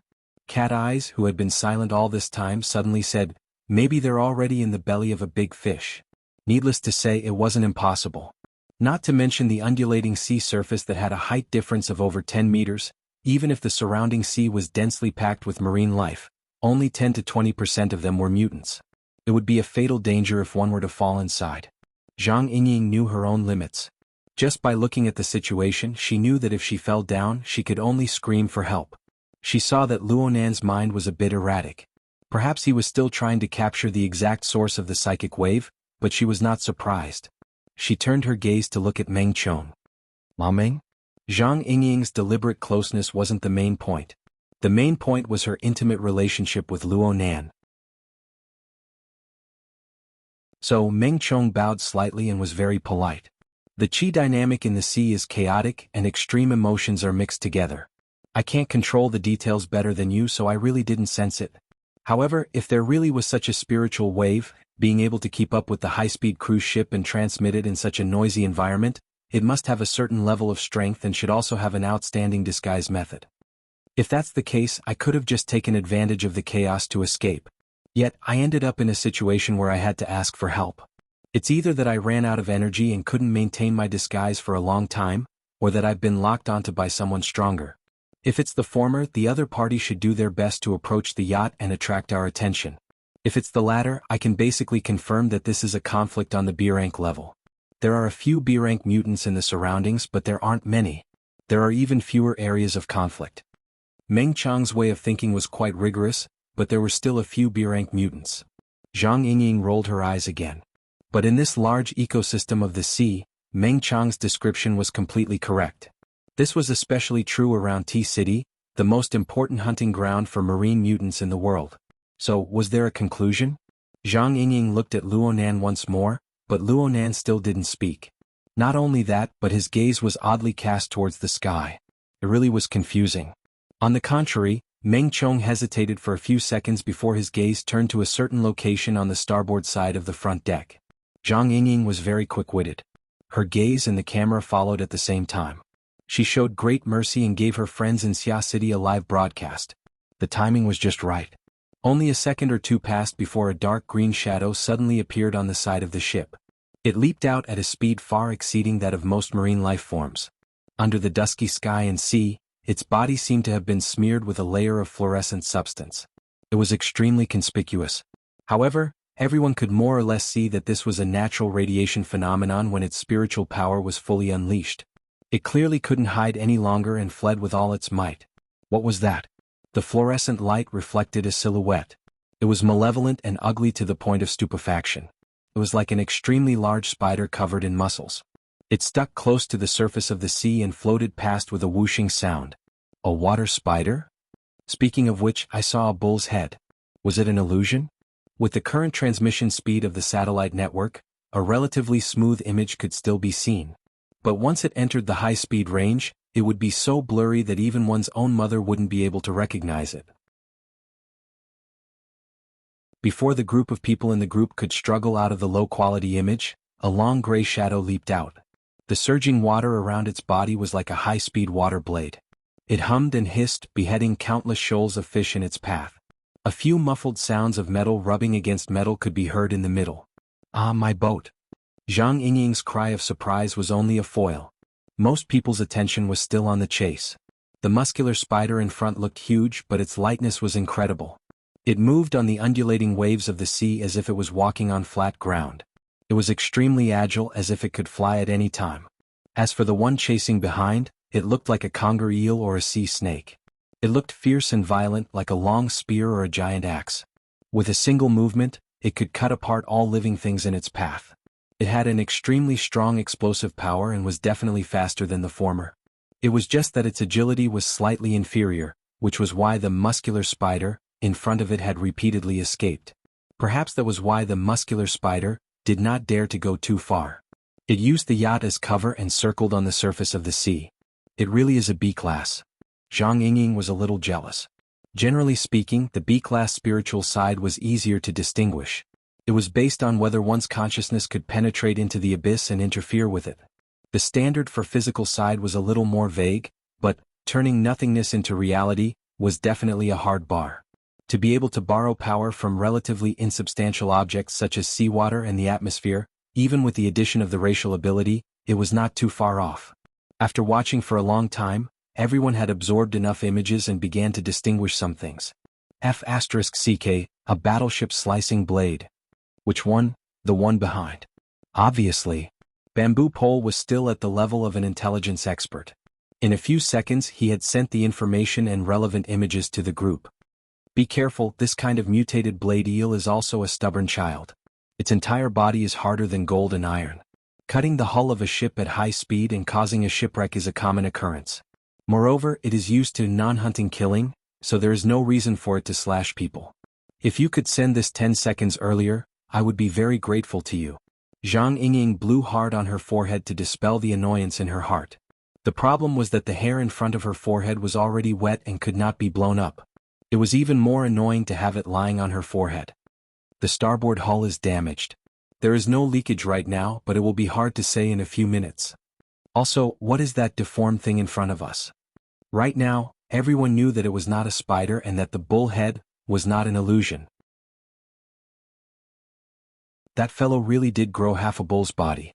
Its muscles were knotted, and its head had a short horn, a long face, a thick nose and a large mouth. It was indeed an enormous bull head. However, the area where the bull body and the spider body were connected swelled and deformed. It began to rapidly transform into the image of a spider, and the dark green fluorescence it emitted came from this area. 8 hairy claws extended out from the area where the body was connected. The tips of the claws were faintly discernible, looking extremely tough and sharp. Zhang Yingying frowned as she evaluated. This body structure is a bit like a human-faced arachnid. If that thing had a body, could it be called a cow-faced arachnid? This is a bull demon, the traditional demon form of Ban City. The one who responded to her was actually Luo Nan, who was destined to have no fate with Erudite. Zhang Yingying was truly shocked. How did you know? You've seen it in Ban City? You could say that. Luo Nan had indeed seen a portion of the roughly processed bull demon skeleton before. The processing factory of the Great Zay Order was most proficient in processing this kind of mutant material. The perfect skeleton that Luo Nan's main body needed to display its greatest combat strength was made from this material. You really are different now that you have experience.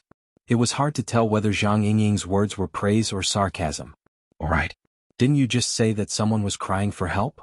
How come a bull demon popped out in the end? Where's the person?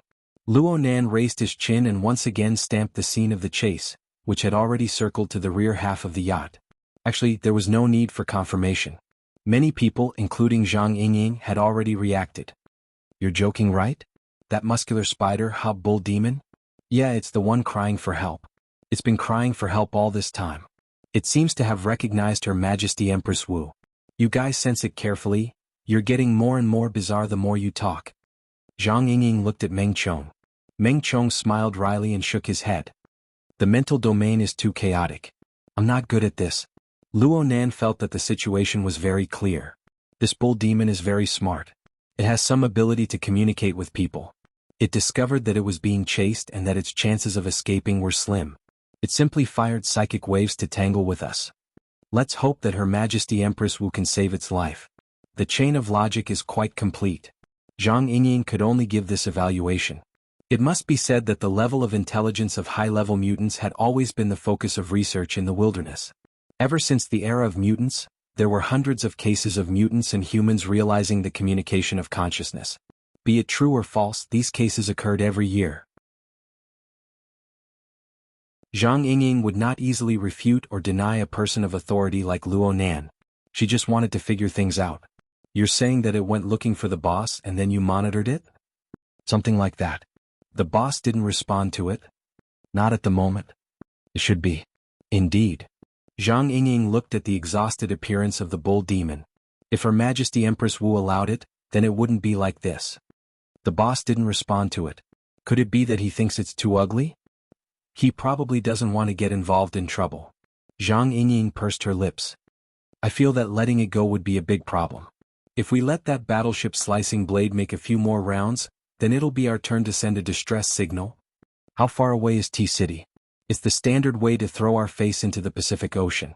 Luo Nan grunted. That proves that Her Majesty Empress Wu feels that interfering would be a big problem.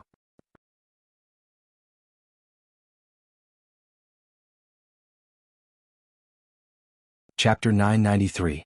Zhang Yingying was startled. What do you mean? Luo Nan's gaze drifted erratically between the sea and the sky. What I mean is that we might have been targeted. At the very least, that ox demon has certainly been targeted by something. Of course, I'm not talking about that battleship slicing blade. It's not the battleship slicing saber. Are you saying that the battleship slicing saber is under someone's control? Yeah, he probably wants to rush to the periphery. Luo Nan responded unhurriedly. Right now his attention only occasionally swept across the scene of the pursuit. The vast majority of his attention was cast towards the gloomy clouds in the sky. Influenced by him, Zhang Yingying also looked up at the sky. Up there? Luo Nan answered honestly, I'm not sure. I just feel like I'm being spied on.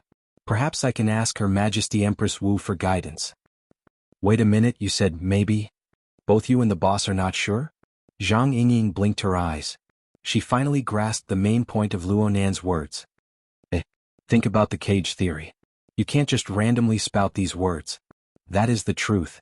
Luo Nan extended his hand and water vapor condensed on his fingertips. It seemed that he wanted to write something, but in the end, he dispersed it. Contact is a violation. It's one-sided. The other party has done it quite brilliantly. Zhang Yingying opened her mouth again, but before she could say anything, several messages had already exploded in the group. Not only did they come at the same time, but the content was also surprisingly consistent. Extraordinary? No way. Zhang Yingying couldn't accept it. According to the explanation of Luo Nan's prison theory, being able to exert unilateral monitoring on the mental plane proved that one possessed a clear advantage in the depth and breadth of mental senses. And who was the one being monitored? Luo Nan, the world-renowned master of mental senses. He was suspected to be an extraordinary. Her Majesty Empress Wu was a genuine extraordinary.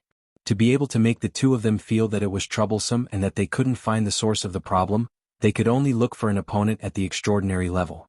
Not only was he an extraordinary, but he was also a master of the mental side, which was beyond imagination. It's not that exaggerated. Luonan knew that Zhang Yingying and the others were overthinking things. He explained a bit more. The opponent's senses aren't direct. It's just that it's very good at using the medium. The battleship's slicing blade was one of the mediums. Many of the surrounding fish and mutants were the same. We still can't figure out where the other party is because a large portion of these living beings have already been tampered with. They are equivalent to preset sensors. In this way, exposing ourselves to these guys is equivalent to exposing ourselves to that person's eyes. These sensors only send out signals. They are everywhere in the sky and under the sea. It's a mess. The one responsible for the surveillance should have a special frequency receiver that could receive and decode the signals. We can find the transmitter, but we can't find the receiver. That's all. Some of the more technical details didn't need to be discussed. Luonan just summarized, in short, we've been tagged. There's a high possibility that it's an extraordinary, but it's a strong enemy. Let's keep watching. Zhang Yingying asked, what's the reason? There's the factor of distance. The psionic wave signal sent out should be very suitable for long-distance transmission, just like radio or infrasonic waves. From the looks of it, the monitor might be very far away. In addition, I feel that if they really have bad intentions towards us, they wouldn't have exposed themselves just because of a cow ghost. If it weren't for the battleship's slicing blade receiving a clear command to pursue, it would be very hard for me to detect the fishy nature of these mutants. Unfortunately, the command was very short. It was only for a moment. By the time I reacted, it would be hard for me to pursue them. Zhang Yingying still wanted to get to the bottom of things. In the end, what kind of trick is this? It's similar to a transformation of a prosthetic? It's quite complicated to explain in detail. To put it simply, it's like inserting an antenna. Wouldn't it be more intuitive to say that it's a parasite? The phenomenon of parasites is quite common in the ocean. Zhang Yingying seemed to understand, but she didn't. You're saying that the other side is using some sort of parasite to achieve the purpose of receiving and sending signals. My God, what do you think? Luonan shrugged. I'll just observe more. Plus, this is just a preliminary result. I feel like this is the case. I'll have to follow up and observe the specifics. I'll tell you later? No need. No need. Zhang Yingying waved her hand over and over again. It was a bit difficult for the others to sort out clear clues from Luonan's words. Comparatively speaking, it was easier for them to open their minds. Can't really be that, right? Papercut began to brood over his own words. He grew more and more unwilling to speak. How could there be such a coincidence? Didn't you just say that Diamond K is mainly active in the South Pacific? Nanster has been heading north ever since he left D-City. The routes have been staggered. The more Octopus put forth his arguments, the more guilty he gave others. Diamond K Poseidon. Luonan had heard of this legendary mutant before. However, he was influenced by ancient myths and unconsciously thought of this fellow as a human. Now that he recalled the relevant information, he was actually unable to recall a more concrete image. He asked Meng Chong, who was beside him, what species did Poseidon mutate from? A whale. There's no specific image. This statement was more or less outside of Luonan's expectations. No. Meng Chong nodded slightly, yes. Legend has it that when Poseidon appears, there will always be gales and huge waves in the ocean. Large amounts of marine life are the precursors. He is one with the ocean. He is extremely mysterious. Meng Chong looked at the ocean when he spoke to this point. He was suddenly unable to continue speaking. A series of dull or dark emojis were sent in the group. Zhang Yingying glared at him. Old Meng, you're doing this on purpose. Meng Chong lowered his eyelids. That's what the relevant information says. Zhang Yingying choked. She was actually unable to refute. Luonan was very curious. No one has ever seen his true appearance? Then how do you know if he's Poseidon or not? If someone wants to kill someone and steal their goods, they can just use a storm to push the blame onto him. Isn't that a bit too easy? The truth is that it's very easy to confuse. It's said that within the small circle of extraordinaries, there are ways to distinguish if someone is Poseidon or not. However, there are also people who are very good at using this method. For example, Nick, the most vicious and evil pirate extraordinaire. It's said that he used Poseidon's name to do many priceless transactions. I think I've heard of this person before, but for an extraordinaire to be a pirate? Zhang Yingying sneered. It's because he did too many shitty things on shore, causing everyone to join forces to hunt him down. He could only hide in the ocean. Don't stray from the topic. Don't stray from the topic. Isn't talking about Poseidon straying from the topic? I really want to run a bit. Meng Chong continued to return to the topic of Poseidon amidst Zhang Yingying's grumbling. Because of Poseidon's mysterious characteristics, a kind of worship has developed in T-City, Two-City, and other ocean cities. A few small mysterious orders have formed, and they revere him as the will of the ocean. Most of them are fragmented and unsystematic. But even under these circumstances, some rituals are effective, and they are quite consistent.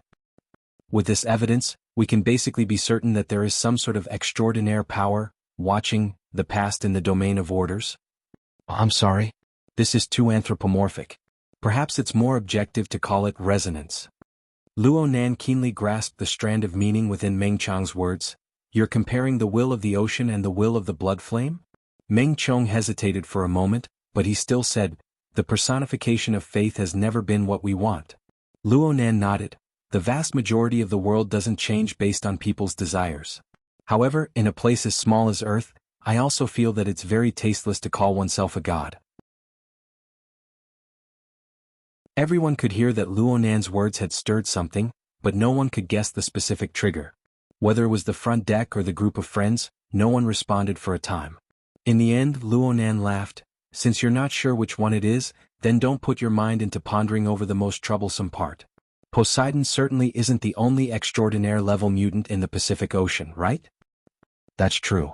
Just the South Pacific alone is a bit more active. You can put together a table of mahjong. I won't play mahjong with them today. Zhang Yingying gave him a virtual kick. Forget it. I'll go ask the boss and see what she says. Maybe she already knows what's going on. Meng Chong spoke at practically the same time. Mister, it won't be easy to disperse the shoals of fish and mutants that have followed us. But it's best especially deal with that cow ghost. What Meng Chong said was a prudent argument. It was very clear that the cow ghost was a key point. Before the other side showed any obvious hostility, it might be better for both sides to chase the unstable factors far away. Luo Nan went, oh, before he could respond. Not too far away on the surface of the sea, the cow ghost made another turn as it fled. It practically stuck to the front of the enormous waves stirred up by the gales ahead. It was like a Qigong expert chasing a cicada in 8 steps on a precipitous wall. With a few successive strokes, it borrowed the force of the waves to quickly make a turn. It stuck to the enormous waves that had already rolled inward, narrowly avoiding the pursuit from behind. Right now its direction was already parallel to the direction of the yacht. Comparatively speaking, the battleship's slicing blade was reckless. Its charging momentum didn't decrease in the slightest as it forcibly pierced through the enormous waves. It was as if it was a thin piece of paper. Similar scenes had already occurred many times before. One didn't need to look to know that the mutant blade eel would once again cleave through the enormous waves in less than half a second to slaughter its way back. Therefore, the cow ghost, which had just avoided a calamity, didn't stop at all. Its 8 sharp limbs lightly sliced across the surface of the sea. Neither the waves nor the mutants within the waves were able to obstruct it in the slightest. It chased the side of the yacht, and in a few moments, it had snatched some distance from the bow of the yacht. It was about to begin its next round of detours. But this time it didn't snatch it. It was as if a solid wall had suddenly been erected in the air in front of the yacht. It was formless and colorless, but it was harder than steel. This fellow's head smashed into it, and its entire body shook violently. It wasn't able to move even a millimeter forward in space. Practically all of the rebounding force acted on its body. It only stiffened for an instant before going limp. The yacht just happened to catch up to it at high speed, sending it flying. It then ran over it a second time, submerging it within the dense flood of seawater and living beings.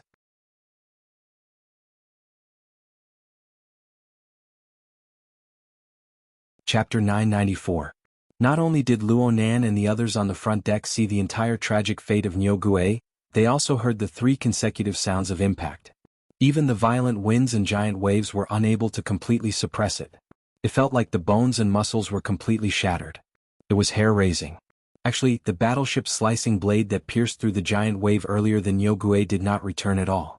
After the wave that obscured their line of sight smashed down, the swift and fierce gray figure could no longer be seen. Zhang Yingying didn't even have time to enter the cabin when she saw these changes. She was a bit stupefied. What's going on? And over there? Did it run away? It's dead. Ha! Luo Nan could confirm that the instant the battleship's slicing blade pierced through the wave, a small portion of the seawater that had been sliced apart instantly condensed into extremely fine crystals. It formed a hollow blade ring along its path of travel, and the internal diameter of the extremely sharp crystal tip was just a bit narrower than the battleship's slicing blade. The body passed through, from head to tail, the abdomen was cut open, and the back was completely torn apart. If the body was going to be put into the pot, then a few more cuts would have been enough. Luo Nan grinned. Her Majesty Empress Wu was truly ruthless. Both techniques were simple to the extreme, but the crystallization of the body and the diamond wall of energy were both sharp and hard. They were practically done to the extreme. This was the effect of pure material conversion, but it was created by the extremely efficient mutual interference between the mental and the material. Luo Nan could only see this. Then he understood that Her Majesty Empress Wu's strength, especially her understanding of material properties, was truly unfathomable. No wonder she was able to invent a godly technique like the condensation ring. Luo Nan couldn't help but think at times like this. This lady just became an extraordinary half a year ago? She must be lying, right? Regardless of whether she was lying or not, Her Majesty Empress Wu was undoubtedly doing this to express her attitude. She was expressing a meaning to the fellow spying on her in the dark.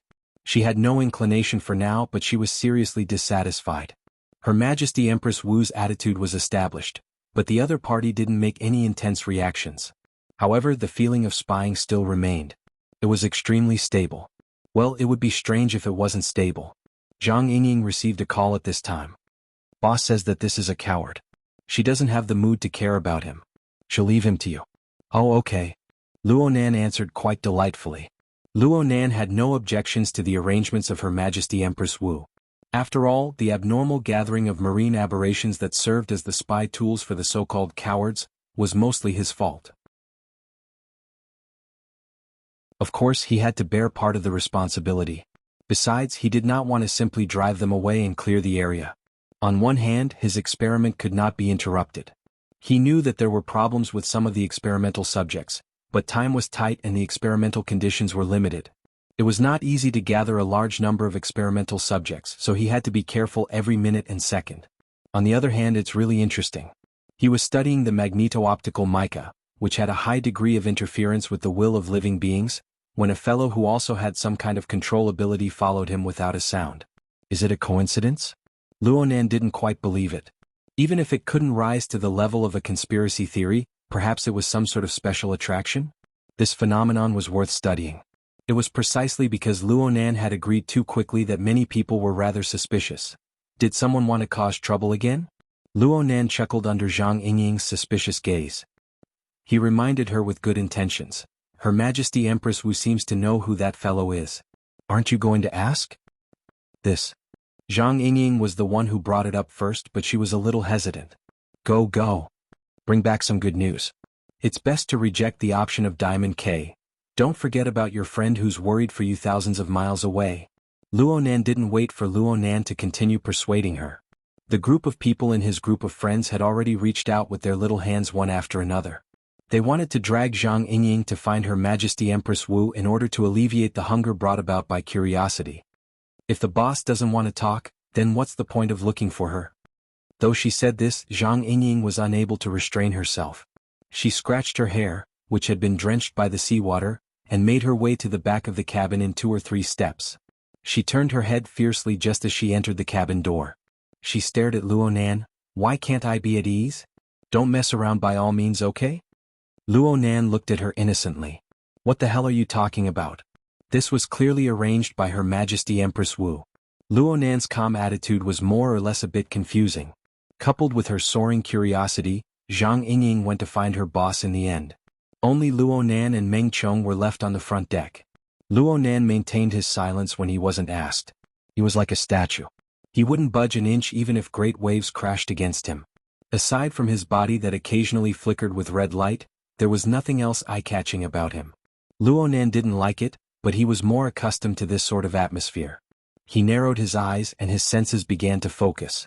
They pointed toward the gloomy sky, deep within the cloud layer. There, the special structure of mica was spreading out, covering a wider and wider region of the cloud layer. It also formed an even closer two-way connection with the enormous number of life forms in the sea. Why did Luonan's experiment have to be shifted to the sea? This was because the mica, which had already touched upon the edge of the prototypical lifeform's matrix configuration, could only have the space to further transform itself through the high-frequency, dense and repetitive connection with a large number of life forms. This was also the foundation for the fantasy school to realize the leap. Luonan referred to the theories and materials of the fantasy school, and he knew what he needed to do. He firmly held onto the cornerstone of the superconfiguration theory. He wasn't in a rush to seek high-end results. Instead, he carried out design on the fundamental level of matter, evolving it step by step, observing it extensively and filtering it. Luonan had done things very well before. He relied on the half-ruined brain array of the cloud organism to derive and evolve the basic structure of the magnetic optical mica step by step, forming the results of the mica. But as he continued down the path, especially in the aspect of observation and filtering, it really wasn't an easy task to obtain sufficient basic data in order to ensure the experimental environment. The magnetic optical mica was a fantasy school. Its ideal environment for growth was the collective fantasy and belief projection of millions and millions of highly intelligent life forms. Even though these basic tasks had already been somewhat replaced by highly generalized configurations, a need was a need. It was impossible to completely replace it. Just the few dozen people on the beach weren't enough to support the necessary environmental conditions. Of course, the population would be denser if the experiment was conducted in a supermetropolis like T-City. But Luonan was embarrassed to conduct this kind of experiment on ordinary people with unknown dangers. Plus, the moods of modern people were complex and ever-changing. Their thinking was light and not thick. For a newborn mica, this really wasn't a good resource. The average level of intelligence of marine species was far inferior to that of a metropolis if the experiment was moved to the sea. But as the largest unified biological chain on Earth, it was reasonable to carry out an idealized combing and rectification of the laboratory type on the basis of the powerful desires and instincts of the large number of mutants. Reality was just like this. As the mica cast out millions and millions of control lines, it unceasingly rubbed and interfered with the life forms of the ocean. Within its structural system, a kind of subtle and fine characteristic that exceeded the design structural function itself suddenly appeared and then flickered and extinguished. And with the passage of time, the mutant species that possessed a higher level of intelligence gradually increased in number. The number of times the electrical fire appeared grew more and more frequent. The time it existed grew longer and longer. At the same time, it interfered with the material and mental planes, forming a buzzing noise. This kind of weak psychic wave was quickly submerged in the chaotic atmospheric environment on the material plane. Only a small amount of traces remained on the mental plane. But the level of effect they had was extremely high. The vast majority of them were in the abyss region. Only an extremely small amount was unable to avoid leaking into the sea of consciousness due to the existence of the millions and millions of control lines. In Luonan's eyes, the process of the psychic wave's creation and annihilation always radiated a complex and unique radiance. If he were to boldly consider it, could this be magnetic light? The magnetic light of the magneto-mica? Luonan needed to verify whether this was reality or just a figment of his imagination. But at this initial stage of seeing results, the coward, outside of the experimental design, the factor, appeared. Luonan needed to divide some of his energy to distinguish and analyze this unexpected factor. He needed to evaluate its influence on this series of experiments. If there was no major interference, then it was fine. Otherwise, of course, he needed to deal with it as soon as possible. Luonan still did not know who the extraordinary level expert that Her Majesty Empress Wu called a coward was. He was unable to find its specific location, but it wasn't completely impossible to say that he had no understanding of it. From Luonan's perspective, the characteristics of the extraordinary were quite easy to identify. This coward had done something to the bodies of large numbers of shoals of fish and mutants in advance. It had collected information and disseminated it in a manner similar to radio. Then it was received, making it impossible for others to determine its location. However, the collection, aggregation, and transmission of information were not the natural abilities of these marine life forms. In order for them to complete this task, some modifications were needed, more or less. In a similar situation, some organizations of orders such as the two members of the Amaterasu Order and Luonan, sometimes used the method of believers. They used the power of faith on the mental plane as a base to build a kind of super connection structure in the pure mental domain. Then it seeped downwards to share the perceptual framework of the believers, achieving the effect of, what you see is what I see. The super connection of the believers was relatively restrained. If the God only used the perception of the believers in a pure and one-sided manner, and if the God did not interfere frequently and forcefully, it would be hard for Luonan to detect it. Walking on the street, one could tell who belonged to who order with a single glance. Who was a believer? In any case, Luonan was unable to do it. But clearly the coward didn't use this method. Luonan raised his eyes to look at these marine life forms. The modifications they received were relatively more extroverted. At least this was what Luonan believed.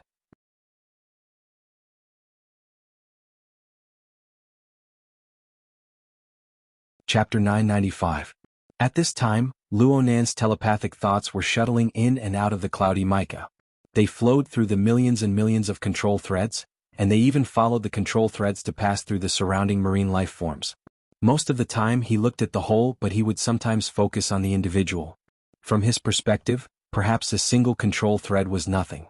But when these nearly incorporeal threads formed groups and bundles, they stroked the boundary between the material and the mental. They permeated into the body and soul frame of every living being. They actually had quite the effect of a syncopator. This kind of infinite syncopation, infiltration, and even dissociation towards the fundamental level was like the most thorough X-ray vision. He could clearly see the inside and outside of the target. At the same time, he used his high sensitivity towards the superconfiguration system to unearth the deeper meaning of the system's structure behind the basic module functions.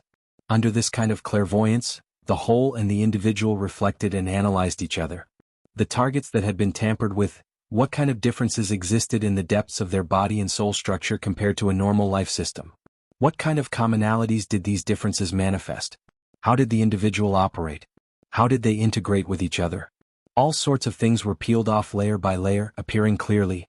After seeing so much, Luonan wasn't too sure if this was the ability of the mica itself, or if it was a reflection of his own thoughts, or if it was a completely new system that interfered and influenced each other. From the looks of it, the possibility of a complete restoration of the magneto-optical mica was very low. For a configuration designer, certain signs were like sprouts that had just broken through the soil. Even if it was in its initial stage, whether it had grown crooked or not, and how it was nourished, Luonan could roughly see it. Luonan couldn't help but ponder a bit more, but these thoughts only flashed in his mind before they were soon annihilated. This was because this was something unavoidable. Using the natural evolution mode of primal chaos meant that one had to bear this kind of result. Cosmic object analysis. He had always been used to this kind of joke. If a magneto-optical mica could be casually replicated, then the sky of the heavenly Yuan Empire would have long been covered by mountains of clouds. Luonan didn't forget that his ultimate goal wasn't to create a magneto-optical mica. He just hoped to obtain the corresponding basic structure and extrapolate the spacetime parameters on this basis. It was fine as long as they were roughly the same. He wasn't picky. In any case, under this kind of clairvoyance, the following torrent of marine life forms had practically no secrets from Luonan. He could analyze and separate the aspects of the system from multiple levels and dimensions. He could even try to restore the evolution process of the entire system with this super configuration theory that he was gradually familiar with. Luonan was able to confirm that foreign parasites more or less existed on the bodies of all the marine life forms that had been touched. It looked like a fish or a bug that had drilled into the target's body. The half that had drilled in had melted and fused with the host's flesh and nerves. In this way, it was partially modified and penetrated the host's body layer by layer.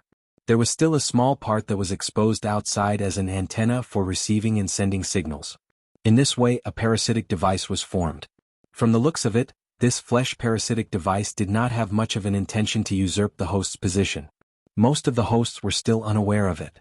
Ordinary fish were still muddle-headed, and the tyrannical aberrations also possessed self-awareness. At most, they would unconsciously gather and transmit some information. However, Luonan didn't forget about the battleship's slicing blade that had its belly split open. Overall evaluation: interesting but crude. What was interesting was that this kind of biological method could carry out limited modifications and control of the host. It was simply a kind of flesh dynamo core. It was peculiar and quite effective. It was crude because it was affected by the characteristics of living things. The host was different and the effects were different. It was also affected by repulsion, producing different degrees of mutation. Its precision was really not high. Therefore, a large number of similar devices were needed to be assembled together to form a cluster layout. This was to eliminate the effects of errors and to restore and transmit information more effectively. As for the final score, amazing. Luonan felt that some methods did not depend on precision. Instead, it depended on whether the direction was correct or not. His own knowledge and insight were mostly formed from the fragmented information flood of the Sunwheel Prison and the Mist Labyrinth. His system wasn't that great. However, thanks to the external neuron, he had several dozen hours of training in the Interverse simulator. This allowed him to possess a relatively clear and advanced system insight. Right now, when he judged something, he would unconsciously use the standards of the Heavenly Yuan Empire to measure it.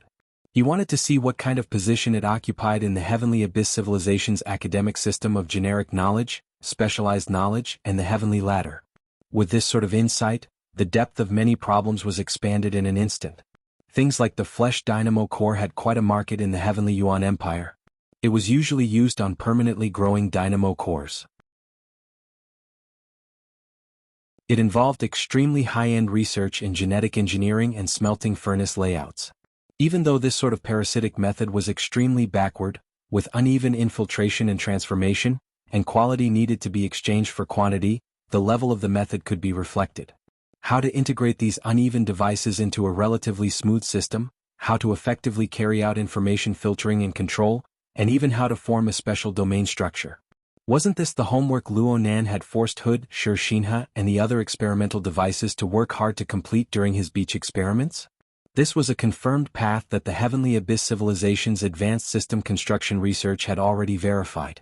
Even the superconfiguration theory had a considerable portion built upon similar experience and theoretical foundations.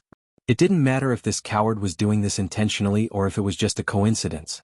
Luonan just happened to walk on this bumpy yet bright path in the path of mutation evolution. Luonan needed to pay special attention to him. It was fine if he was right once, but he was right twice in a row. This was a true power, no doubt about it. Luonan's observation and judgment of the coward continued, just like how the other side continued to monitor and evaluate him. Everyone was restraining each other quite well. Not only did the other party have a tolerant attitude towards Her Majesty Empress Wu's methods, even the control over the mutant sensors in the surroundings was very good. Apart from the battleship slicing blade, the others were only used as sensor units. Without further control, most of the mutants were still ignorant and unaware. Luonan could endure the side effects of having a large number of parasitic and transformed mutants constantly monitoring him for the sake of continuing his experiments. On the other hand, the millions and millions of control threads that Micah had cast were similar to what the other side was doing. They were merely observing and experiencing the complex interactions between living beings. They had yet to truly control anything. Therefore, the two completely different control systems had very little influence and interference with each other on the same target. They were separated by a thin layer of paper window that could be broken with a single poke. They contrasted with each other, creating shadows. It was both tense and interesting. At least, this was what Luonan thought. Since the other side had this sort of attitude, Luonan's personality wasn't suited to use overly active methods. He would observe first. Luonan didn't take any action for a period of time. He just minded his own business and did his own experiments. He continued to observe and collect data, searching for the most suitable direction for Micah's development. Zhang Yingying ran to the driver's seat to inquire, but the result was as expected. She ended up without any problems. Her Majesty Empress Wu was all smiles. She was very cordial, but she just said things like, "It's hard to confirm," and "I'll just observe a bit longer." Then she minded her own business and enjoyed the joy of driving to the limit. She completely ignored Zhang Yingying's coquettish behavior and Luonan's wailing in the group chat. Comparatively speaking, Luonan appeared to be a bit more honest. He took some time out to observe some of the circumstances, mainly the key elements of the parasitic transformation, into the group. He let everyone satisfy their cravings, and he helped them look up information in passing. Unfortunately, even a master of information retrieval like Bamboo Pole would not be able to find the correct answer in a short amount of time. After all, the ocean was far too vast. After the era of distortion, old species were dying and new species were born every moment. Comparatively speaking, human research and exploration was far too lagging behind.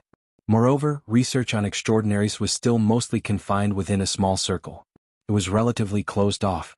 Everyone was at the peak of their lives. No one was willing to place themselves on the dissecting table so early, right? The work of clarifying the identity of the coward had temporarily come to a standstill. Luonan didn't pay too much attention to it. Right now, his main focus was still on researching and collecting more basic data. He wanted to experience the special life and death mechanism of magneto-optic. He wanted to attempt to use superconfiguration theory to explain and restore it. Or perhaps he wanted to give it a more concrete configuration.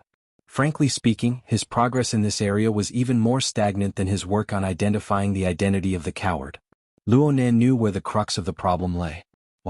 Right now, there were already 70 to 80,000 marine life forms built around the yacht, including ordinary shoals of fish and mutants. They formed a shallow sea life zone that extended for several dozen nautical miles.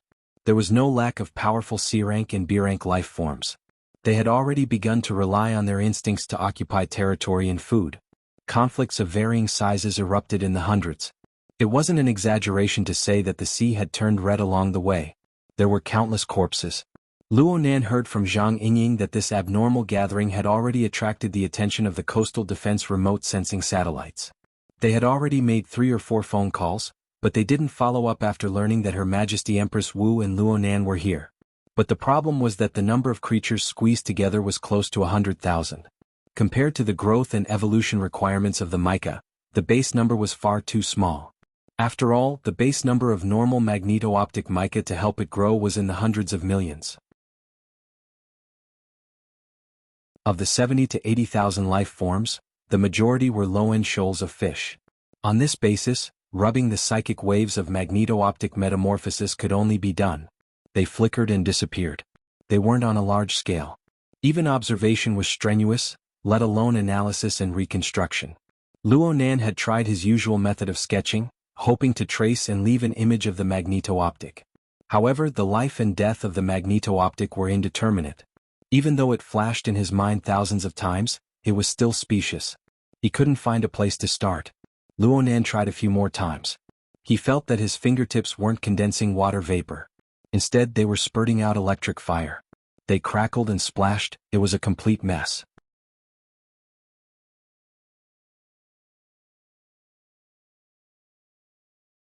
Chapter 996. Calm down. Calm down. Even with Luonan's temperament, it was hard for him to not be a bit impatient after failing so many times. Fortunately, he reacted in time. He realized that he was a bit impatient for success, so he calmed down a bit. He simply split a bit of his energy to compare what he saw at the moment. He casually picked up his pen and drew a simplified sketch. He borrowed the Hexier several thousand kilometers away to copy it and send it to his group of friends. What the F***CK? The group of people who were searching for information or simply shouting, 666, to the side accidentally saw that Luonan had personally sent the message. It was a hand-drawn sketch. Those who knew of Luonan's current state felt a chill at the back of their heads. They felt that Luo Ui might crawl over from the internet in the next moment to chat with them face to face. Shuele didn't think too much about it. He was just curious. This is a shark, right? It looks like a mutant rat shark. It's commonly known as a hovercraft. It's the speed type. It can dash forward at high speeds while sticking close to the surface of the sea. Its instantaneous burst of speed can break the sound barrier. But that's all. Bamboo Pole was the most meticulous of them all. When Yingying gave the camera, this group of fellows were hunting in the periphery. Holy crap. These lines.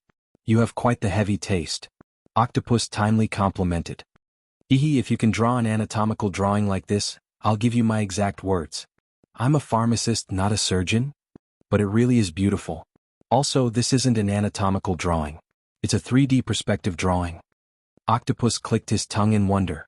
Luonan's drawing really had a grasp on the application of lines to the pinnacle of precision.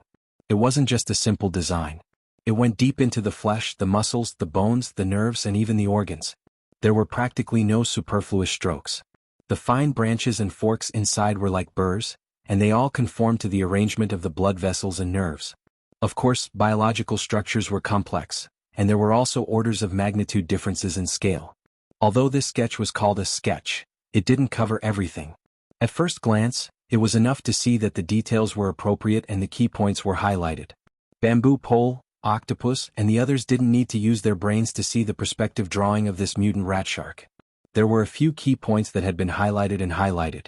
And with just a little concentration, one would be able to confirm that those parts were the core structures that the mutated rat sharks used to achieve extraordinary powers. There was also the germ-independent module, which had a mysterious function beyond this set of structural systems, as well as the deeper infiltration routes and areas of influence.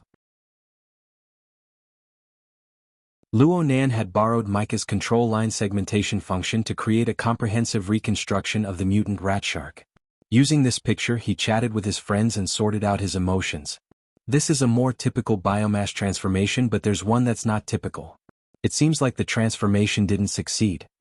As he spoke, Luo Nan sent another picture over. He added, "So even Her Majesty Empress Wu has differential treatment." The group fell silent. On one hand, Luo Nan had the qualifications to court death. The others didn't have the guts to do so. On the other hand, the newly sent 3D perspective drawings served as ironclad evidence. It really left everyone speechless. The subject of Luo Nan's most recent painting was none other than the cowardly mutant that had lured the cowardly mutant over. That fellow had smashed into the diamond wall of energy. Then it had been rammed and then crushed by the high-speed cruising yacht. It looked to be in a much more miserable state than the battleship's slicing blade, who had inexplicably died. But when Luo Nan looked at it, it was actually still alive. There really was a difference in Her Majesty Empress Wu's deadly hand. Both Her Majesty Empress Wu had subdued the enemy in one move. 2 unlucky mutants. One was dead and the other didn't seem to be alive. In fact, it was still struggling and its condition was getting better and better. Right now, the mutant ox was wrapped up by the mutant population within the seawater. It continued to follow the yacht, waving its limbs from time to time as it struggled to fend off the predators that attempted to take a bite out of it. As for its condition getting better and better, perhaps it was because Her Majesty Empress Wu was being lenient. Or perhaps it was because Her Majesty Empress Wu had indeed gone easy on it. It could be seen from the 3D perspective drawing that Luo Nan had drawn that there was something similar to a fluid in the connection between its bulging chest and abdomen. It was interacting with the other regions of its body.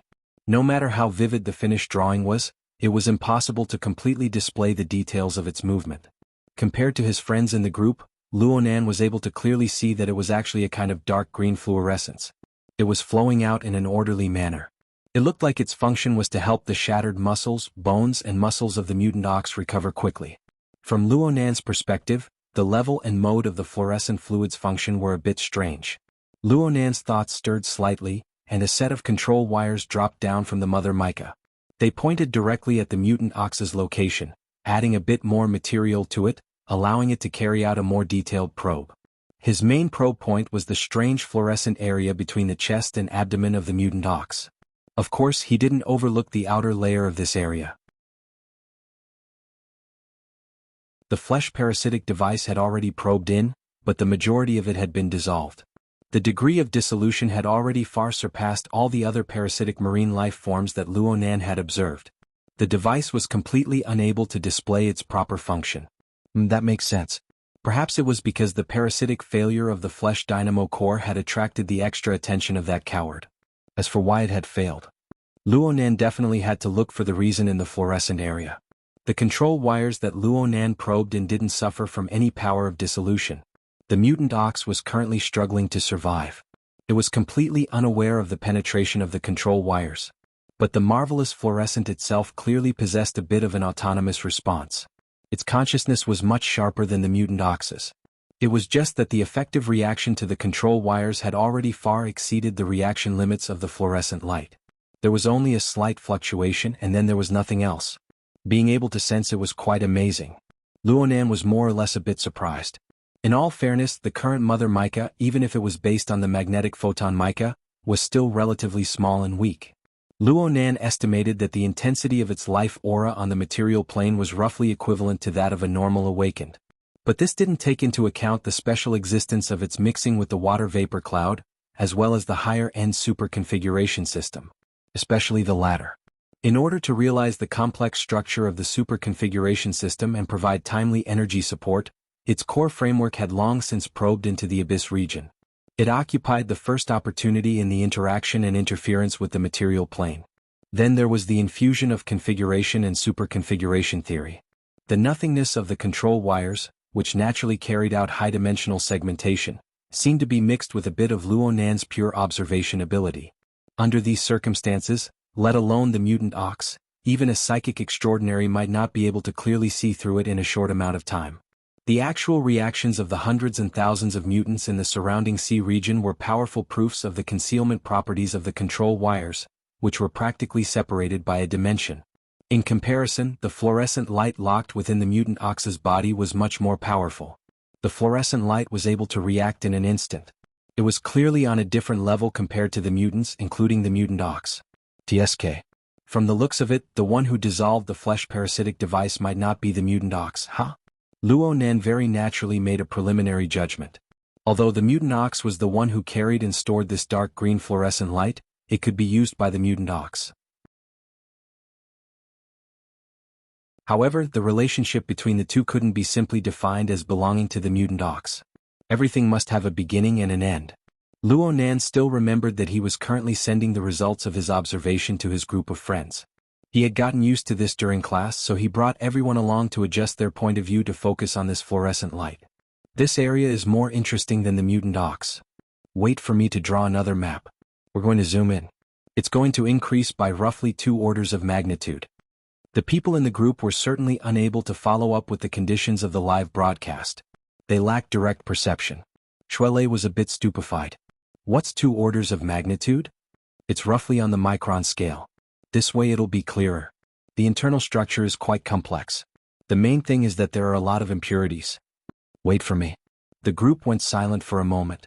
Octopus was the first to yell, Zhang Yingying, where the hell did you go? I'm going down. I'll be right there. With Luo Nan's current position, it didn't matter if his lecture was understood or not. He just needed to make a good record. Luo Nan didn't wait for Zhang Yingying to return from the cabin. He already had an embryonic form in regards to this fluorescent area. He turned the sketch around and even made a keynote. The vast majority of these are impurities. If I'm not wrong, this is the interference structure of the mutant ox's own strength. Only this little bit, the place I've marked, has a core effect. This is a bit like a super inferior version of the dripping sword. Although there are many configurations, the only one that has eternal value is the condensation ring and nothing more. Were kids these days all this straightforward when it came to courting death? Luo Nan wasn't aware of the unspoken criticism of his friends in the group. He was just discussing the matter as it stood. Let's continue down. The precision needs to be increased.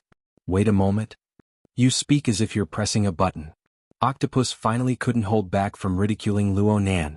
He dealt with molecular formulas every day. He understood better than anyone what the microscopic scale represented. Although the precision of Luo Nan's current intervention was still 4 to 5 orders of magnitude lower than the molecular level, he was able to use his own ability to probe down to the micron scale. He was able to capture such a complex image. This in itself was an inconceivable achievement. Also, this tone was far too hateful. But this time the wait a moment took a bit longer. Zhang Yingying had already dashed down. She aimed the camera at Luo Nan and restarted the live broadcast. But Luo Nan's extended index finger paused his follow-up actions. It looked like he was in a daze, but it also looked like, there's trouble? Luo Nan finally opened his mouth, but his finger deviated from its original direction. It poked at the edge of the enlarged fluorescent area. The sketch had already been blurred, and the flesh parasitic device was mostly dissolved. All that was left of this toy on the mutant ox's body was the shape of a cigarette butt. It barely hung on the outer wall of the muscle layer. But right at this moment, the tip of the remaining cigarette butt suddenly lit up within Luo Nan's perception. It was as if it had been reignited. It burned through the gaps between the mutant ox's flesh, and a faint fiery light seeped through. It was as if an evil eye had opened in that location.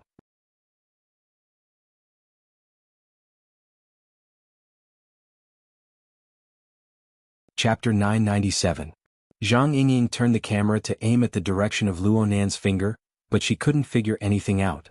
She helplessly moved the camera back to Luo Nan's face. Did something really happen? Rather than saying this was a question, it was better to say that it was a confirmation. It was the relief of finally hearing the second sound of boots hitting the ground. Luo Nan was unwilling to pay attention to her. Zhang Yingying also felt that she was being a bit excessive, but the facts were laid before her eyes. She really couldn't hold back her curiosity.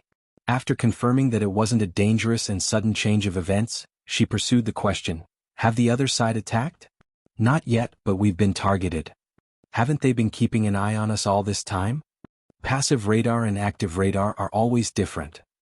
Indeed, Zhang Yingying immediately thought of the cage theory. She used it as a foundation to carry out deductions. The situation Luonan was facing right now was suddenly far too complicated and far too dangerous. She suddenly didn't dare to speak, worried that she would disturb Luonan.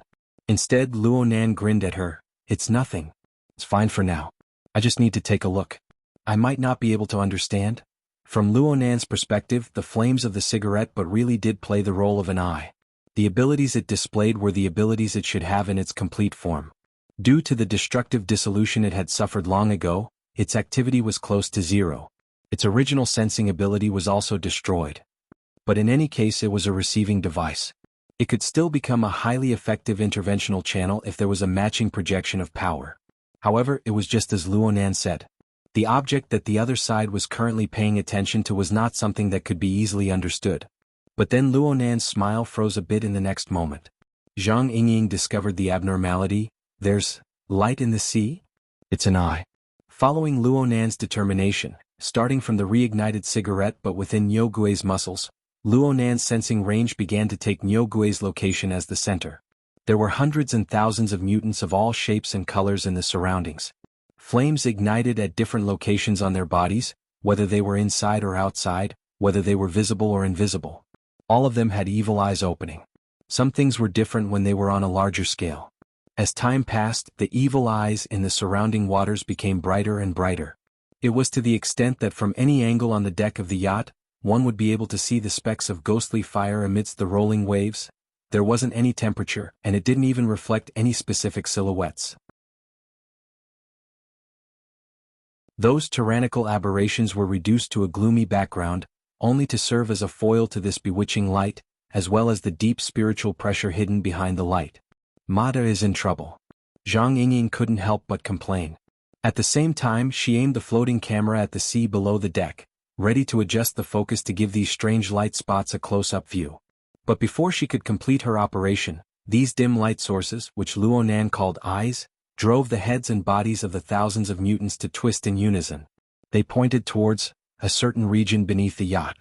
That was where the struggling Niu Gui was. They didn't only point at the ox demon, but also at the fluorescent area between the ox demon's chest and abdomen, as well as the incorporeal control lines that had already entered the fluorescent area and were being dissected. At the very least, this was what Luonan believed. Not everyone could be like Luonan, grasping deep-level information. But the extremely abnormal synchronization of the sea creatures was enough to give off a feeling of existence that made one's heart palpitate. It was like a heavy hammer striking one's chest.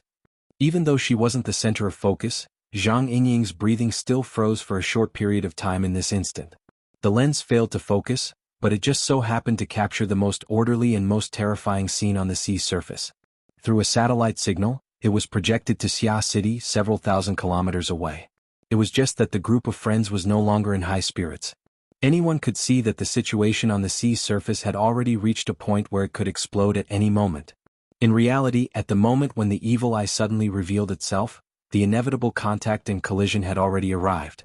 Frankly speaking, the opponent's performance so far could be considered restrained. No matter how their methods changed, their goal was most likely just to take a look. The problem was that when it came to matters on the mental plane, hidden was hidden and visible was visible. When the power behind the scenes transformed from hidden to visible, direct contact was placed right there. Once it appeared, it would be impossible to stop.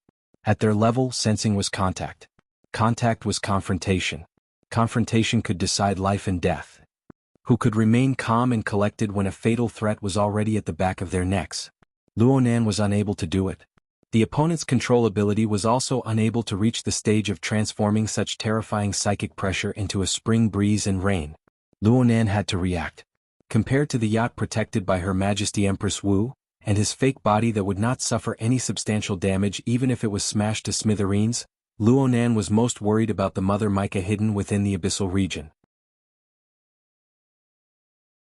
After all, the opponent had already sensed it and displayed an enormous curiosity. Therefore, Luonan quickly projected his thoughts above the abyssal region. He revolved around the Mother Mica's hidden but fragile core configuration. He did his best to blur its specific location, and he began to construct layers of defensive power within the outer abyssal region storm. Luo Nan was worried that the improvised structure might not be strict, so he even brought the Blood Soul Temple of the abyssal region over. This allowed the temple to form a triangular formation with a balanced offense and defense. But all in all, Luo Nan still prioritized stability. This matched the opponent's performance of concentrated observation. Both sides had intentions and performances of restraint. However, both sides needed a sense of security and the corresponding measures they adopted. They would not play any positive role in reversing the current trend of the situation. At best, it was a slow poison. It slowly but firmly pulled the safe distance between the two sides closer and closer. Both sides' reactions gradually escalated. Just like now. Soul strength was frequently mobilized above the abyssal region. The range of interference increased dramatically, causing the chaotic environment of the abyssal region to become even more vile. It faintly resonated with the raging winds and giant waves of the central Pacific Ocean. The effects of the storm nearly erased the barrier between the material plane and the mental plane in a trance. They ran wantonly on an even vaster plane. In Luo Nan's perception, the spacetime structure of the surrounding sea region, which was originally relatively smooth, was like a gear with poor precision. From time to time, the spacetime structure would stumble due to bad grinding. It would even tremble and throb, making creaking sounds. The atmosphere began to become abnormal. The first to be affected was the long-distance information transmission channel, which was originally unstable. The live video broadcast in her friend group struggled for a dozen seconds before it was completely cut off. Zhang Yingying was no longer in the mood to record. She turned her head to look at the cockpit high up in the rear, but she was completely unable to see Her Majesty Empress Wu's figure. She also did not receive the corresponding message. On the other hand, Zhang Yingying felt inexplicably uncomfortable due to the movements of her body. It was as if the powerful wind and waves that were beating against her body had suddenly leaked electricity. She felt numb, and her hair stood on end from the stimulation. Zhang Yingying's own cultivation was not ranked in the inner world, but she followed by Her Majesty Empress Wu's side. Her knowledge and experience were quite extensive. She immediately thought that this was most likely the aftermath of the collision of super-powerful forces on the mental plane. She turned her head to look at Luo Nan. Luo Nan just so happened to look at her. He did not say anything. He just extended his hand and pointed toward the cabin door. Zhang Yingying opened her mouth to speak, but she soon pursed her lips tightly. She nodded slightly and without any delay she headed toward the cabin door. Meng Qiong followed behind her without a sound. He maintained a distance that could protect her at any time. However, Zhang Yingying could not help but turn her head to look again after she entered the cabin. This time she saw that Luo Nan's finger had inexplicably congealed with water vapor. Amidst the battering waves, Luo Nan began to draw a new picture. Luo Nan slowly sketched out a few lines, but he did not have a particularly clear train of thought. He relied purely on his feelings. He did not deny that he was somewhat unable to restrain himself in this escalating confrontation. And the confrontation mode on the mental plane was destined to be one where seizing the initiative in terms of distance and level was the only feasible strategy. Right now, the other side was certainly the one taking the initiative, but that might not be the case later on. The traces of the other side's power taking the initiative to interfere increased due to the activation of the evil eye. This allowed Luo Nan to capture a few directional clues that penetrated through the void. The other side was actually extremely skilled in disguise. It was able to fully utilize the special environment of the abyssal region to create all sorts of labyrinth-like illusions for the projection of soul strength. By the time it truly sank into the sea of consciousness and made direct contact, the other side was already a greatly distorted and abnormal existence. However, how could Luo Nan's innate ability of pure observation, which came from formatting theory, be just for show? These confusing methods really didn't have much meaning to him. The reason why he had yet to find the other side was because he had broken the soul cloak himself. The current range of coverage was far from its peak. But then again, the soul cloak didn't seem to be a fatal influence to a psychic. Plus, there was still Mother Micah. Mother Micah's action of unleashing the control lines could be said to be obeying orders. It could be said to be an instinct of existence. To a certain degree, it possessed a certain degree of autonomy. Therefore, no matter how Luo Nan's thoughts changed in the void, no matter how the tens of thousands of bright and dark evil eyes lit up the sea of consciousness that closely interfered with the surrounding sea of consciousness, Mother Micah continued to throw out control lines. Because of the sudden activation of the evil eye, it naturally added a few more waves. The parasitic devices of flesh and blood were segmented on a deeper level. It must be known that the segmentation of the control lines had never been a matter of fact. Instead, it rapidly advanced towards a deeper domain. This was tantamount to giving Luonan another dimensional reference. Therefore Luonan felt quite good. He felt that perhaps the answer had already appeared halfway through a picture. In fact, there was a faint shadow in Luonan's mind right now. It's better for everyone to be a bit more fair. Luonan muttered to himself. The lines of his pen were practically flying. But then there was a pause. At the same time, his finger, which had transformed into the tip of the pen, was broken. The fine water vapor collapsed and Luonan was stunned. Actually, on the mental plane above the abyssal region, the collision between the two sides didn't give them any leeway to be stunned. They directly formed the most intense collision reaction. As for the material plane, the first to suffer were the aberrations around the yacht. The tide of living beings of tens of thousands, hundreds of thousands, were like a wave of high-voltage electricity. They violently twitched and pulsed as they broke apart. Enormous yet deformed and ugly flowers bloomed.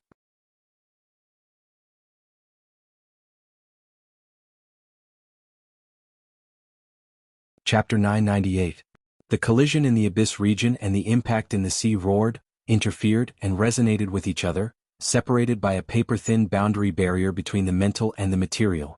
The collision originated from the abyss region, but compared to the highly chaotic storm environment of the abyss region, the magnitude of the changes on the material plane was greater. The kinetic energy formed was fiercer and more direct.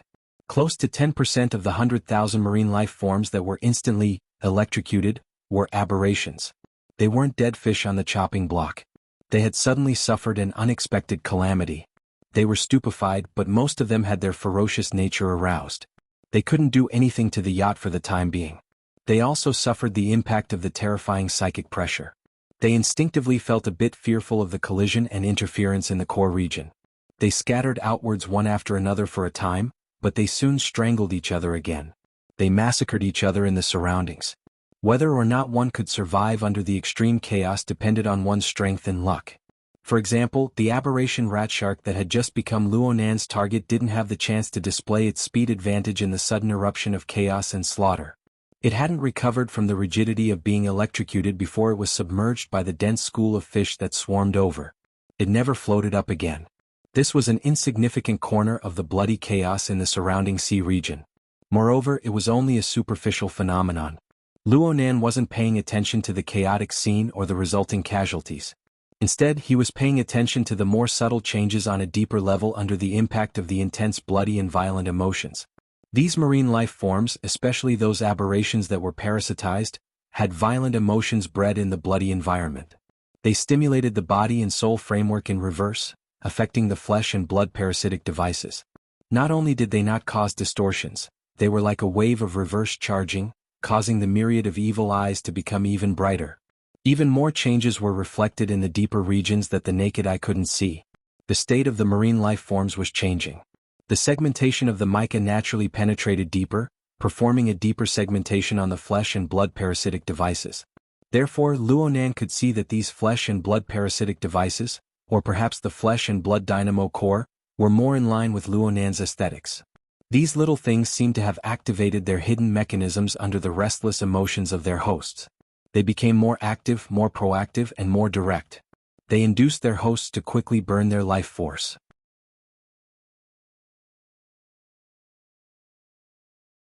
While they provided their hosts with extraordinary strength, they also compensated for their low-end flaws and raised their upper limits.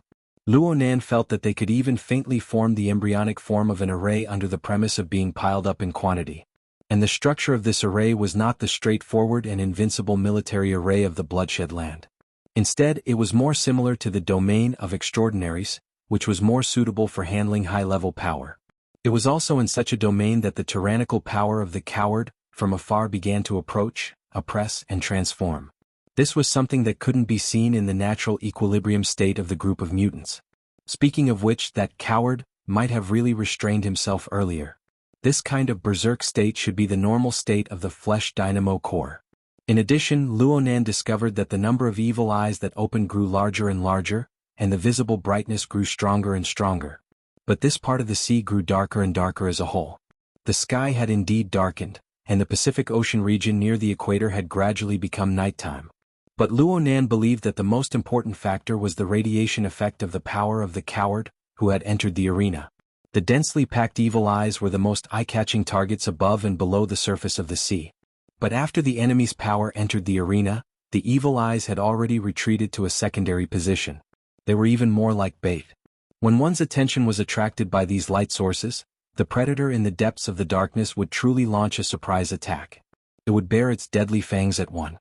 Luo Nan still had an accurate grasp of the overall situation under the segmentation of Mother Micah. He wouldn't be confused by this kind of trap.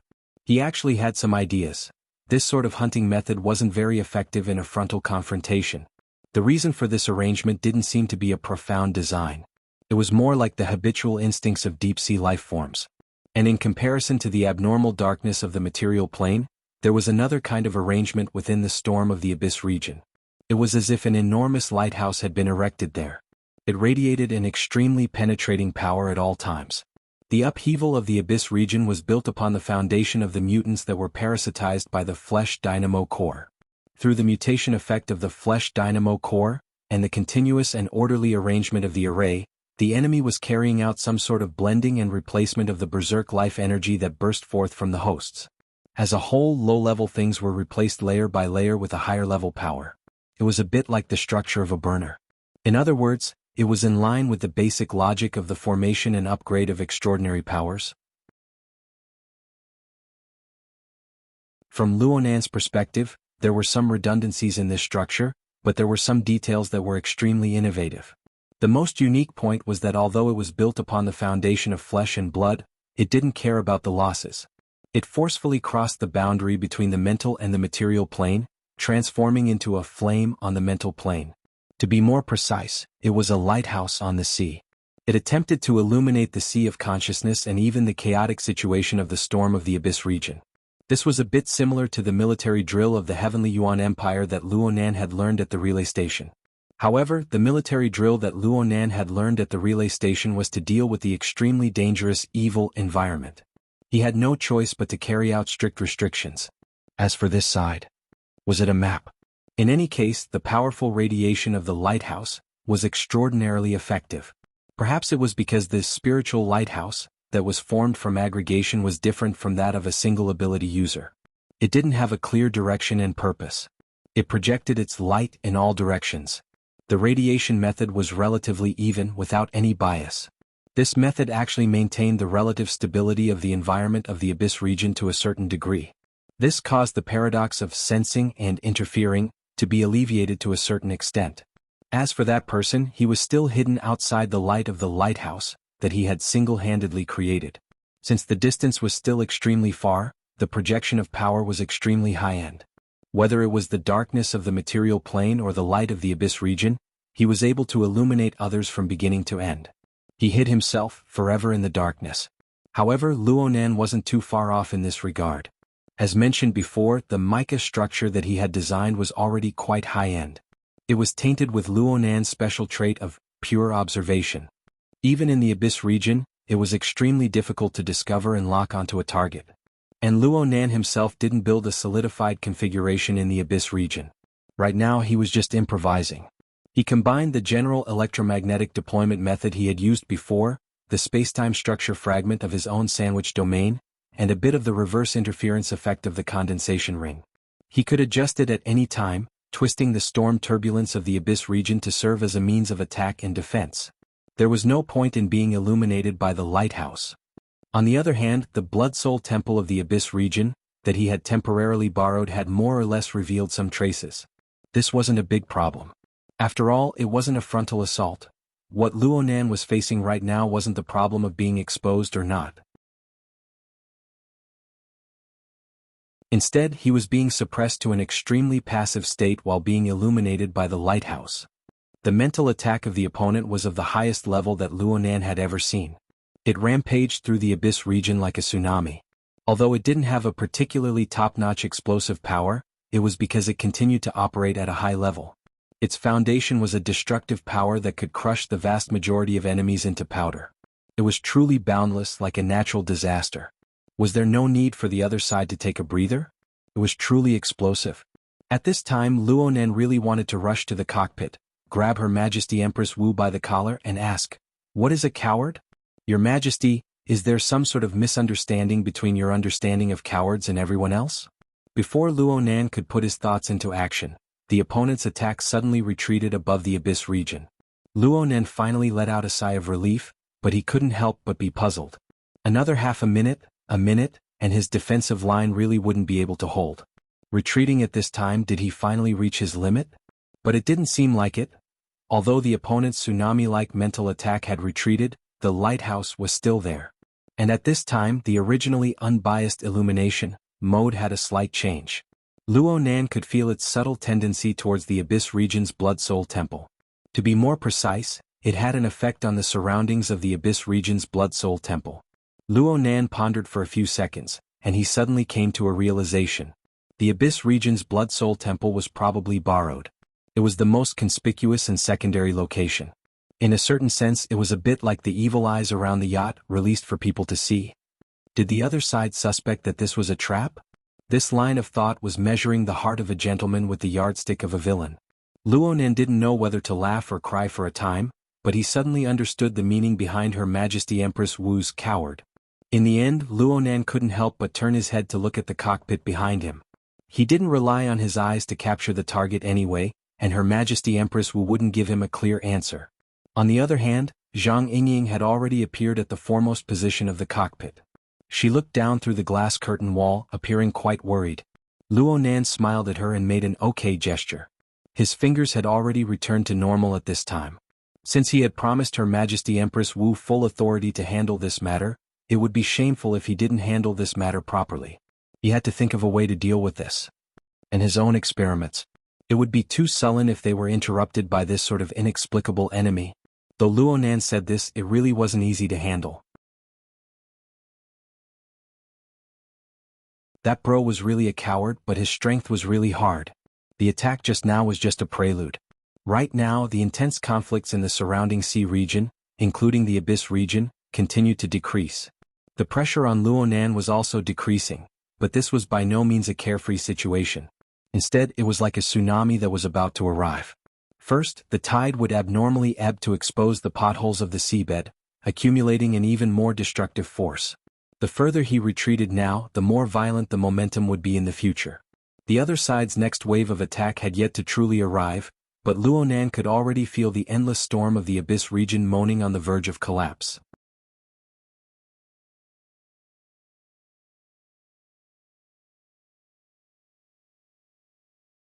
Chapter 999.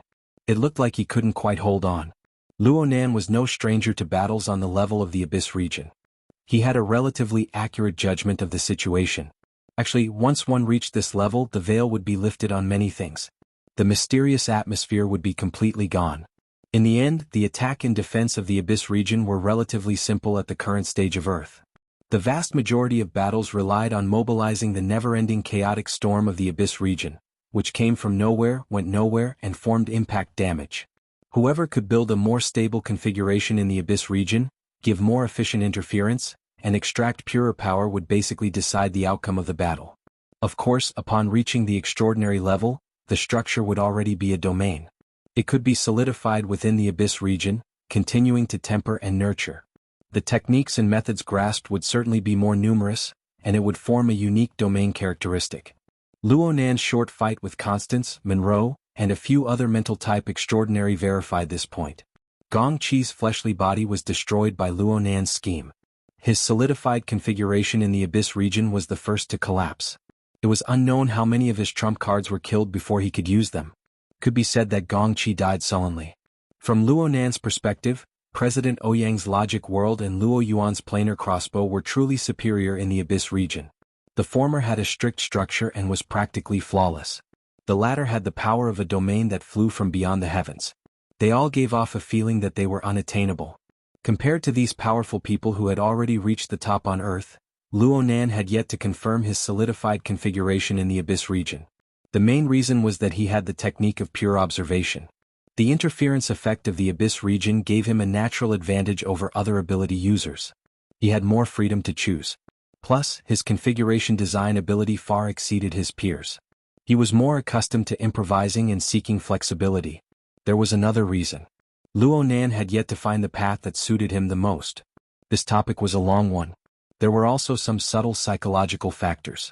Putting these things aside for the time being, Luo Nan faced the tsunami-like momentum of the coward in front of him. Luo Nan was more or less regretful. He did not have a solidified configuration in the Abyss region that he could use freely. It was truly a headache at critical moments. This was because the contest between mental type extraordinary could easily turn into an RTS game in a relatively long period of time. The process would be carried out according to the relevant process. Construct and expand the base, Abyss region configuration. Gather and seize resources, control the turbulence. After that, it was scouting and eliminating the enemy. And if the first strike didn't work, then they would start to push the level of the army to a higher level, constantly creating difficulties for the enemy and creating conditions for themselves.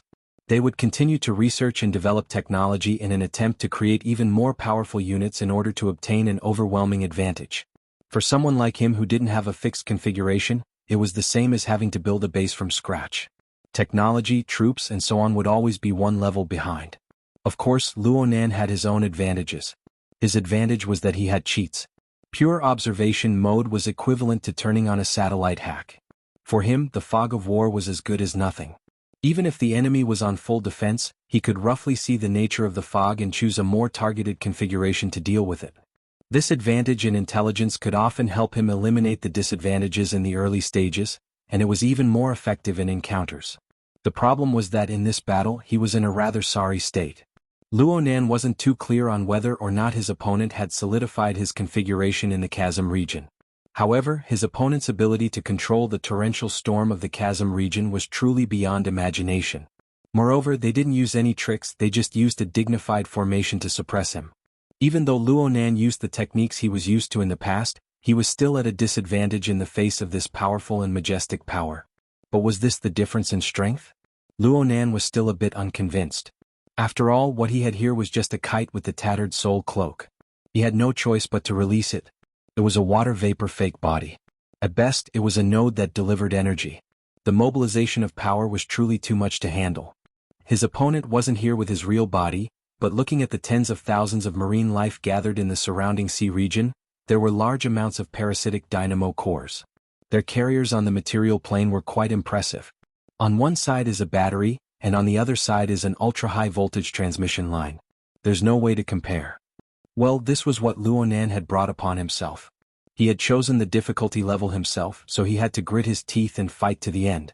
Luo Nan had given the coward the opportunity to fully display his abilities, so he had to swallow the bitter fruit that came with it.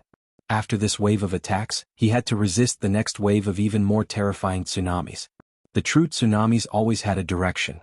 His opponent had utilized the complex environment of the chasm region to the greatest extent, hiding himself tightly. Luo Nan had some ideas regarding his opponent's position.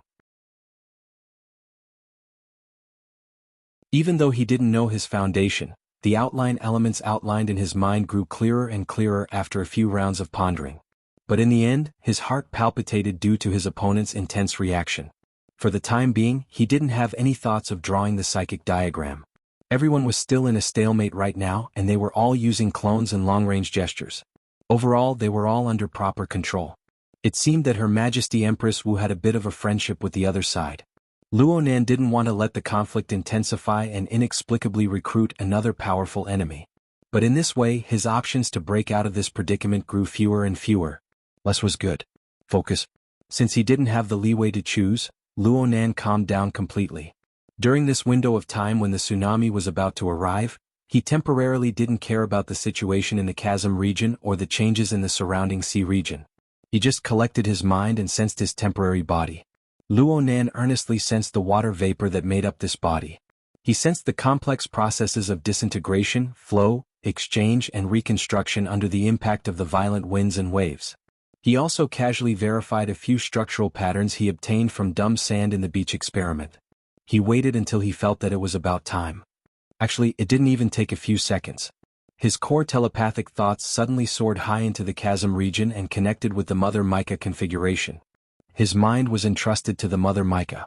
A large wave came crashing over in the next second. Luonan's body suddenly transformed into droplets of water and foam, collapsing and disappearing without a trace. The unforeseen event happened too quickly. Zhang Yingying, who was in the driver's seat, suddenly rushed forward a step. Her head and palm collided with the glass at the same time. Only then did she suddenly remember.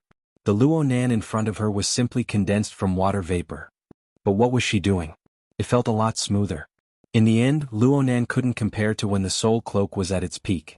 The fake water vapor body projected over was no problem for him to deal with normal situations, but it would certainly be very difficult for him to deal with a psychic expert of the extraordinary level. Not to mention that he had to split his attention to other things. He had to leave a considerable portion of his mind with the Mother Micah. This would only pointlessly divide his limited energy. So Luonan made a prompt decision. He made a choice. He projected the soul strength of his avatar directly into the Mother Micah. He allowed this simple energy node to truly become a battery. It was no longer a separate structure.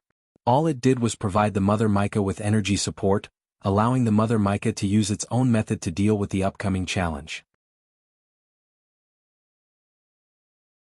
This could be considered as helping Luonan take a step further in his experiments.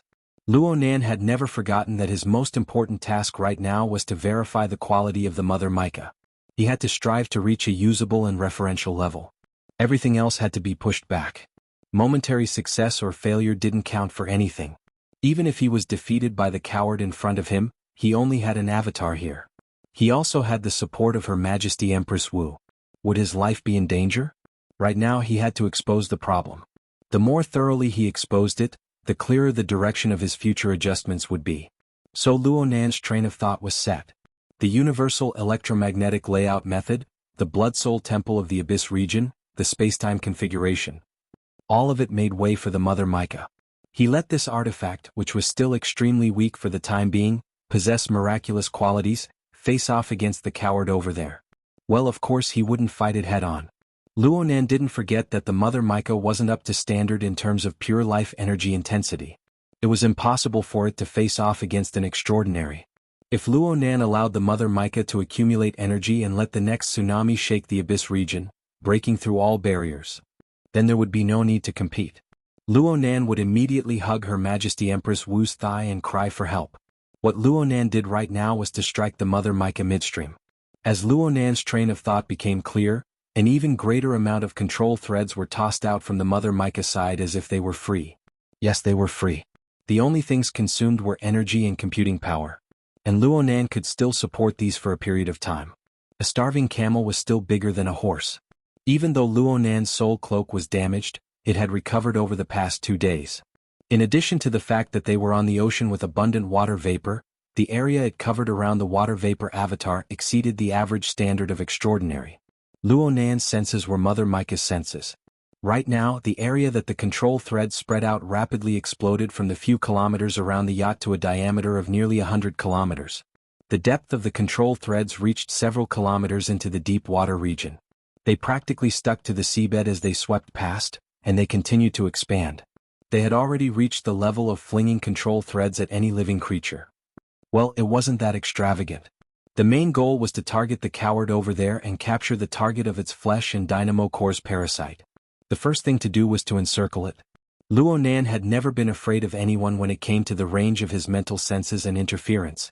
This task only took 2 seconds of Mother Micah's time. Luonan received 100 times, 1,000 times more segmented information than before. This information involved all aspects of the flesh and dynamo core and its host. It was no small task to integrate and sort them out clearly. But this wasn't the most crucial thing. The most pressing problem placed before Luonan was to adapt to a new form. When all the information was absorbed and presented through the single channel of Mother Micah, the form of existence of this wave of information was clearly different from what Luonan had experienced in the past. Luonan was unable to see any form of flesh and organ structure within the visual information phenomenon. He couldn't even see the existence of too many substances.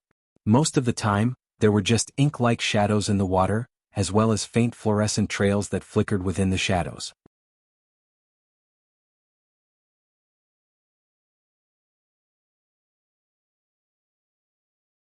Chapter 1000. The shadows slowly unfurled, like fragmented wisps of smoke, drifting back and forth. The fluorescent light seemed to be broken and connected. It was like spider silk in the forest, faintly forming a net. Luonan didn't want to give these phenomena a so-called figurative analogy. This was because there was no comparison at all. If he were to switch to his original perspective, no matter how he cut it, the flesh would still be flesh and blood, and the organs would still be organs. There would just be a few more angles of view, a few more connections that were hard to see with the naked eye. He could use configuration theory to explain this. He absolutely wouldn't be like he was right now. He had practically completely shed away all familiar traces of concepts. It was as if he had entered a world of another dimension. But this wasn't unexpected. After all, the structure of the existence of Mother Micah was as different as heaven and earth from the prior perceptual structure of humans. Humans' usual method of decoding external information was completely incompatible with Mother Micah. Therefore, Luonan's attention was focused on Mother Micah. It wasn't a simple tilt of his attention. Instead, it was the mutual translation of the two cognitive systems. It was the deep coupling of the two systems. Fortunately, there was a certain commonality between the two. For example, configuration. Right now, there was only configuration. Configuration could act as a translator between the two. Through this intermediate link, Luonan was able to guess a few things. The shadows he saw should be a large amount of sea creatures, yachts, oceans, atmosphere, and so on, as well as the aura, energy, and even soul strength radiating from them. Ordinary people and even ability users could see all things on the material and mental plane. They were nothing more than shadows and smoke in the background. Of course, there were a few details that differentiated them, but they weren't important. As for the fluorescent light that faintly formed a net, Luonan guessed that this should be the core connection structure of some sort of system. This could be explained using configuration theory or superconfiguration theory. But from the perspective of Mother Micah, Luonan could see the existence and direct results of the connections and effects.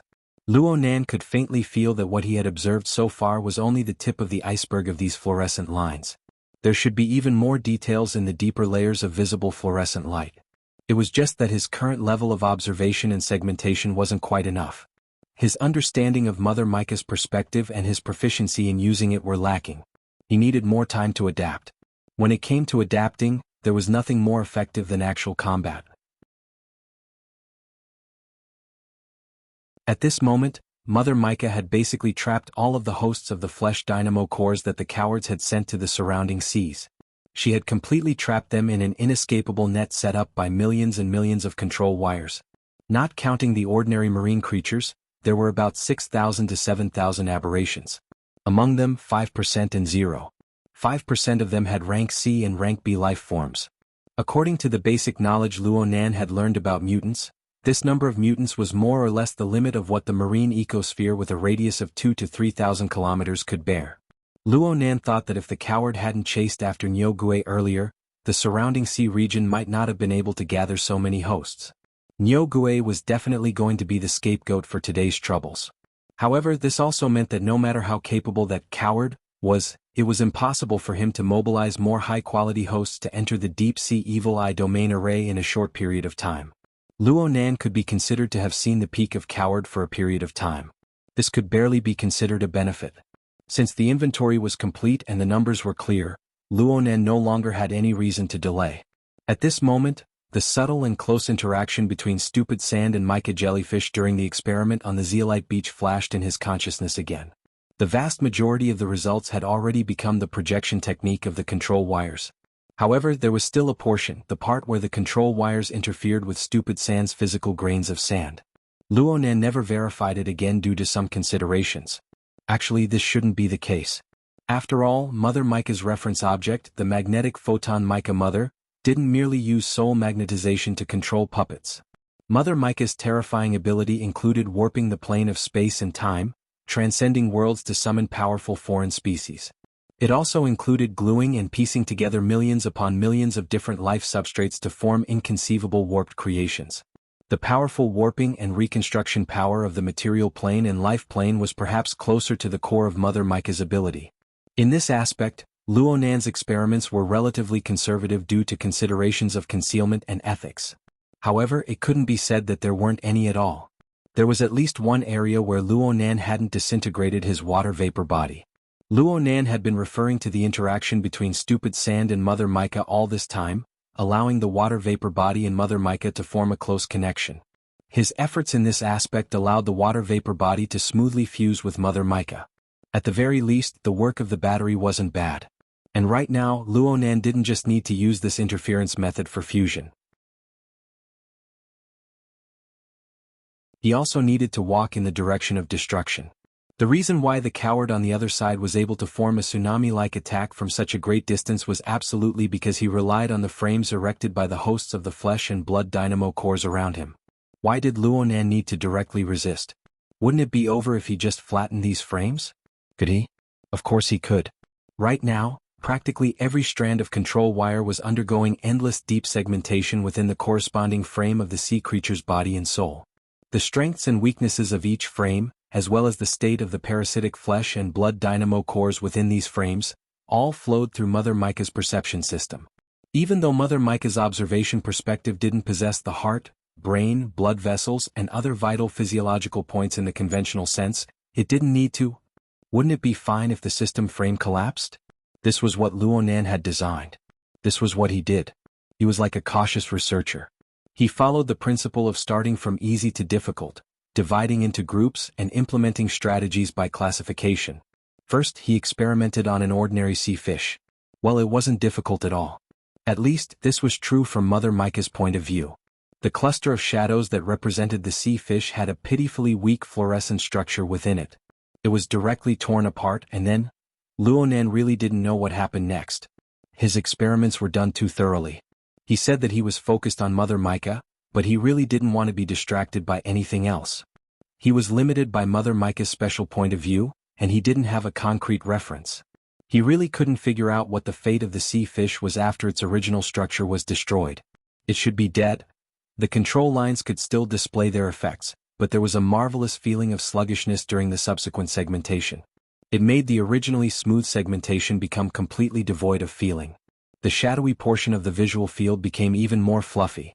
The fluorescent lines, which were originally weak to the point of being non-existent, were practically completely erased. Perhaps this state could be defined as the death of the manipulated target? The current Luonan couldn't be said to be a babbling baby learning how to speak. He was like a foreigner who held a dictionary and charged headlong into a new world where he didn't know the language. Actually, he was more like a pitiful worm who retained the memories of his previous life and reincarnated into the body of another species. He needed to match his new experiences bit by bit with the concepts of his previous life. Some could be done, but some couldn't be found no matter what. It was impossible to find an accurate matching point.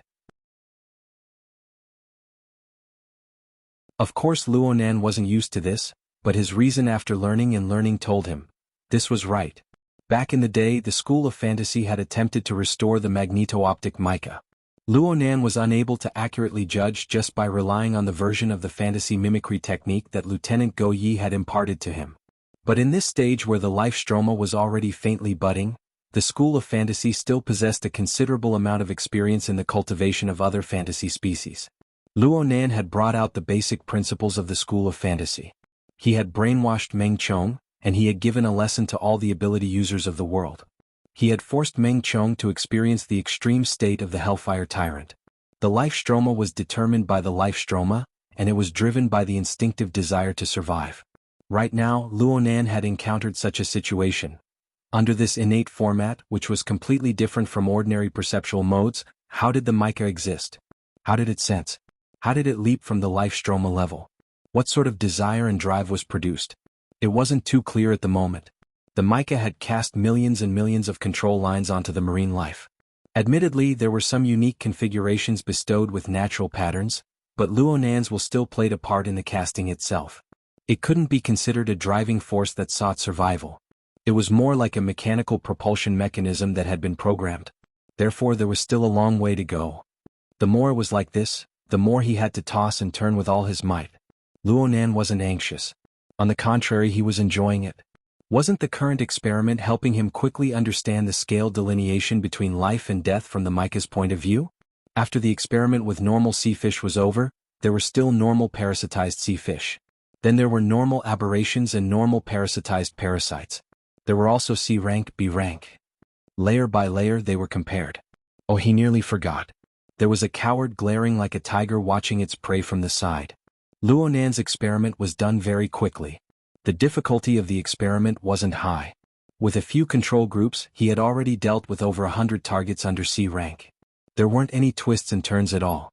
He didn't even need to consider configurations or systems. He just needed to use the control lines to tear apart those fluorescent lines. It was so simple that it made Luonan feel a chill in his heart. In a certain sense, this was the embodiment of the difference between the mica and the life forms Luonan was familiar with in the past. There was a difference in levels. Frankly speaking, Luonan didn't feel too comfortable with such a discovery. Then Luonan felt that rather than doing this simple work, it would be better to aim at the flesh and blood dynamo core and directly make contact with it. It would be more challenging. Of course, it would be more meaningful for the experiment.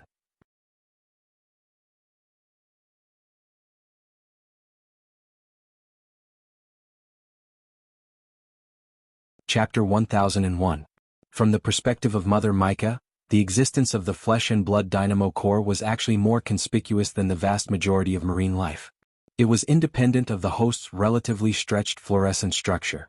Its presence was stronger, like a nerve not existing on a neural network. Or a tumor. The kind that glowed. The special mode of existence of the flesh and blood dynamo core directly affected and even distorted the layout of light and shadow from the perspective of Mother Mica. And most importantly, a considerable portion of the flesh and blood dynamo core seemed to possess independence and could survive independently. Luonan had already noticed that even if he directly killed the host and destroyed the visible fluorescent structure, a considerable portion of the nodules were able to withdraw in time after destroying the host's system of existence. They wandered in the vaster shadow of life, seeking another cluster of fluorescent structure to bond and parasitize the host again. Well, Luonan was able to find a relatively familiar sense of space and time when placed from this point of view. Moreover, he naturally broke away from the limitations of a living individual and placed his gaze into a dimension that was completely constructed from shadows and light. In this way, the individual faded away and the entirety became prominent. Luonan was able to clearly perceive the overall structure of the array that the opponent had built upon the foundation of the flesh and blood dynamo core. Speaking of which, wasn't the efficiency of a single kill too low? If he were to start from the structure as a whole. Luonan's thoughts stirred and the entire layout of light and shadow under his clairvoyance suddenly shook. The shadow of smoke and ink separated and reunited irregularly. The fluorescent lines clearly trembled, driving the tens of thousands of nodules within the large net. It was like a colorful lantern being blown by the wind. It was extremely beautiful. However, this dazzling scene wasn't just the result of Luonan's interference.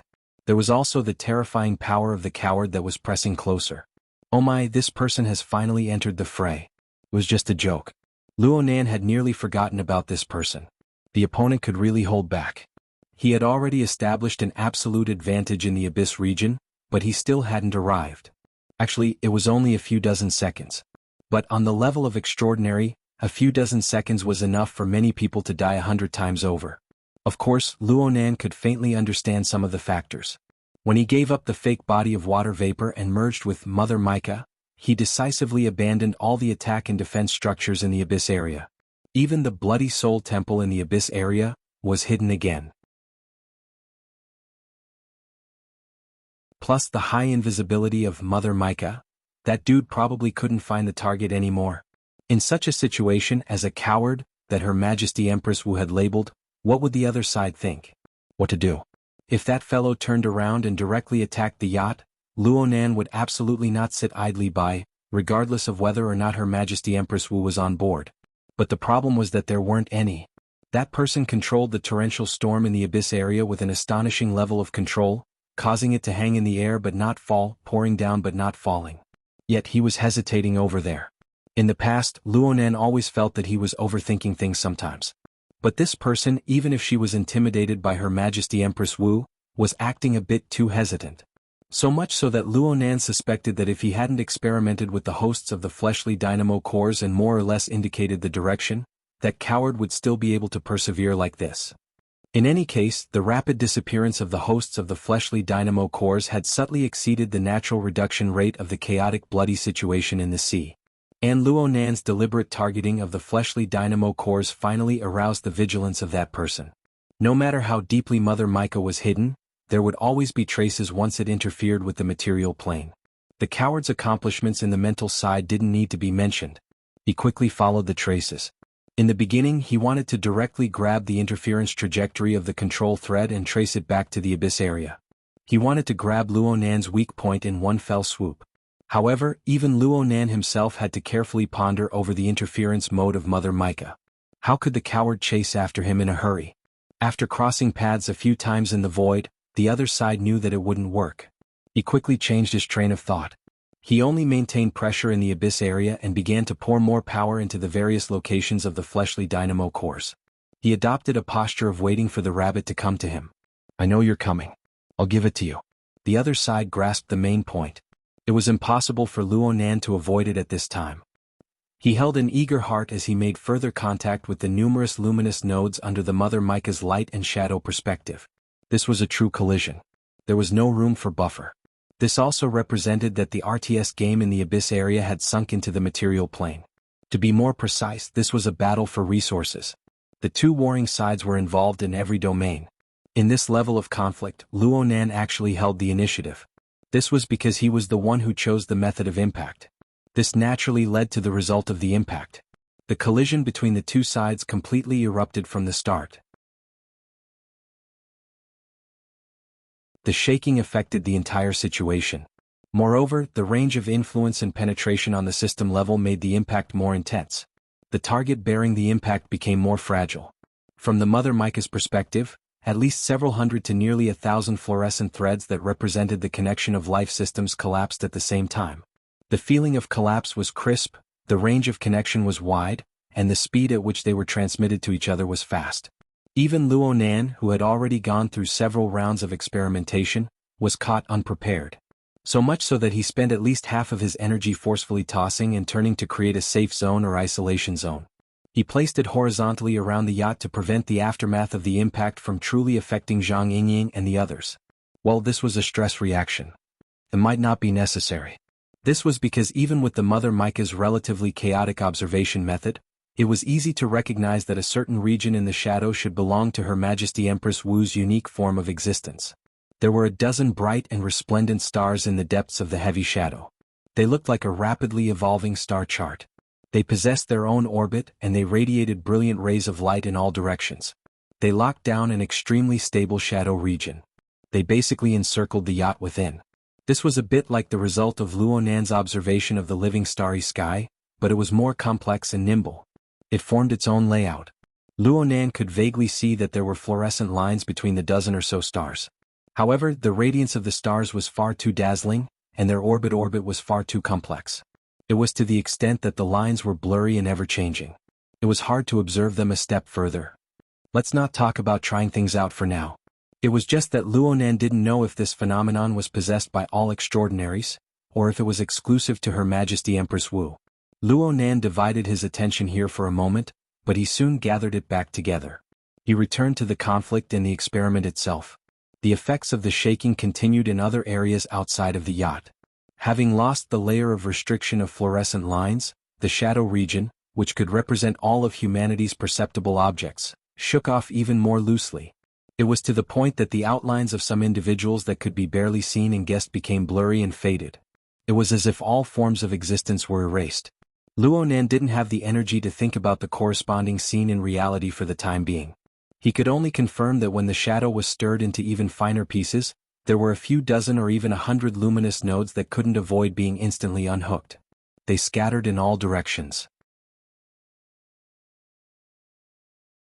However, these luminous bodies, which represented the flesh and blood dynamo core, had an extremely strong existence.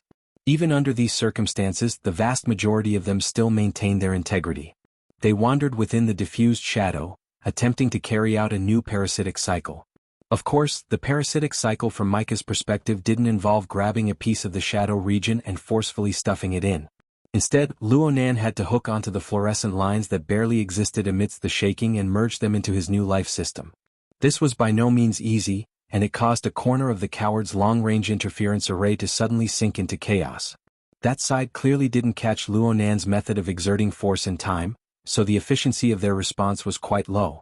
Even though they didn't receive any damage, they still had to sort out the order of the array once more.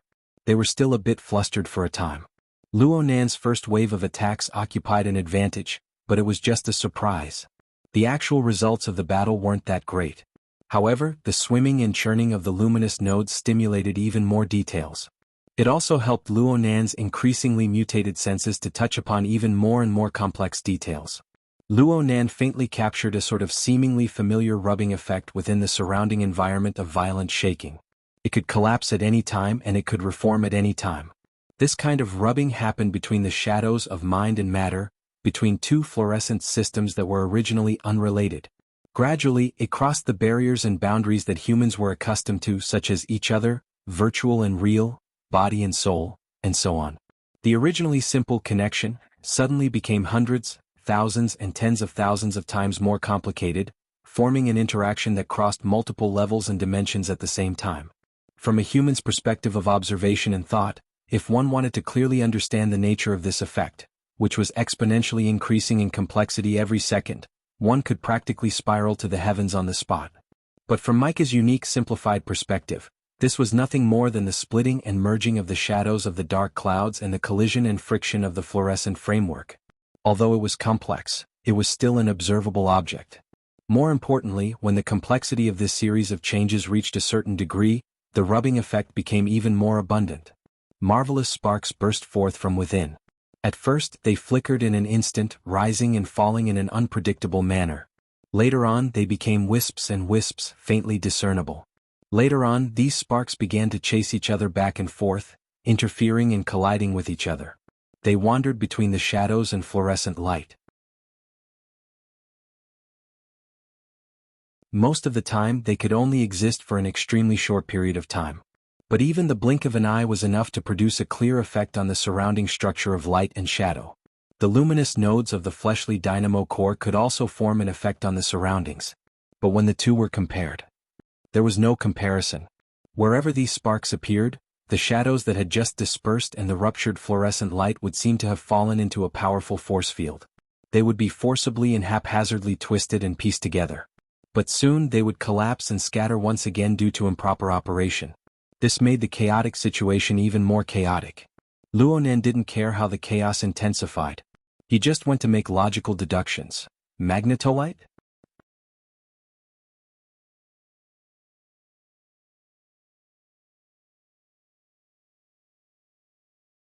Chapter 1002. That's right. This was the magnetic light that Luo Nan had tried to capture and trace, but he had failed time and time again.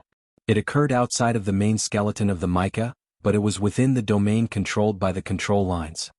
There wasn't much difference between the two. This was because these little things existed for a short period of time.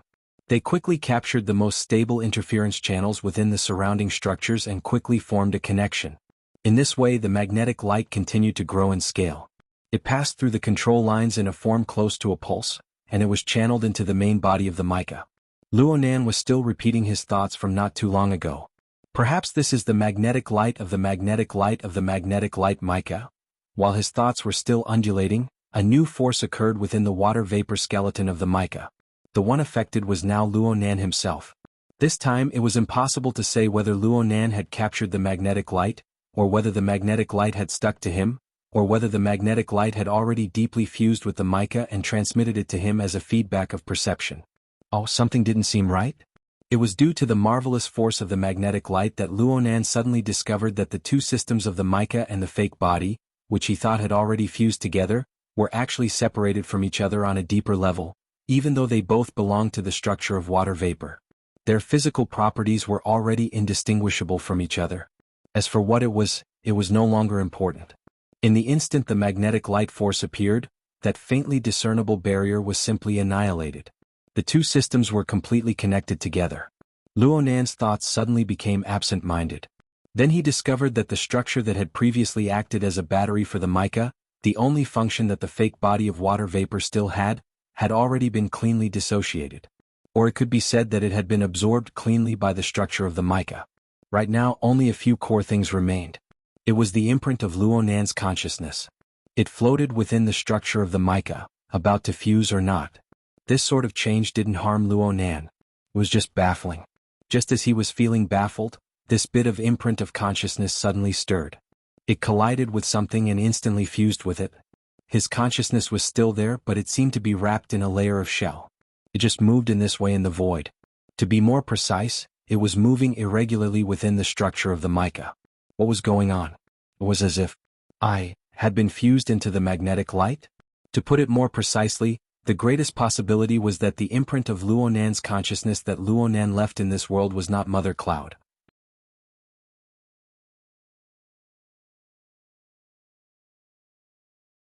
Instead, it was fused together with the magnetic light that Mother Cloud used to transform into. Before Luonan could figure out the logic behind this, a new perceptual change appeared. Luonan's soul cloak, the great production line of the living starry sky, the altar spiderweb, and other traditional energy and information supply channels clearly became estranged. One must know that this was the most important source of sustenance for the mica mother. The supply is still being provided, and the effectiveness is still effective, but it feels a little like scratching an itch through the boot. The bionic life structure of Mother Mica was clearly continuing to grow steadily, and its aura was growing more and more exuberant. But for some reason Luonan, very hungry. And he was getting hungrier and hungrier. What's going on? Stir-fry vegetables and make soup?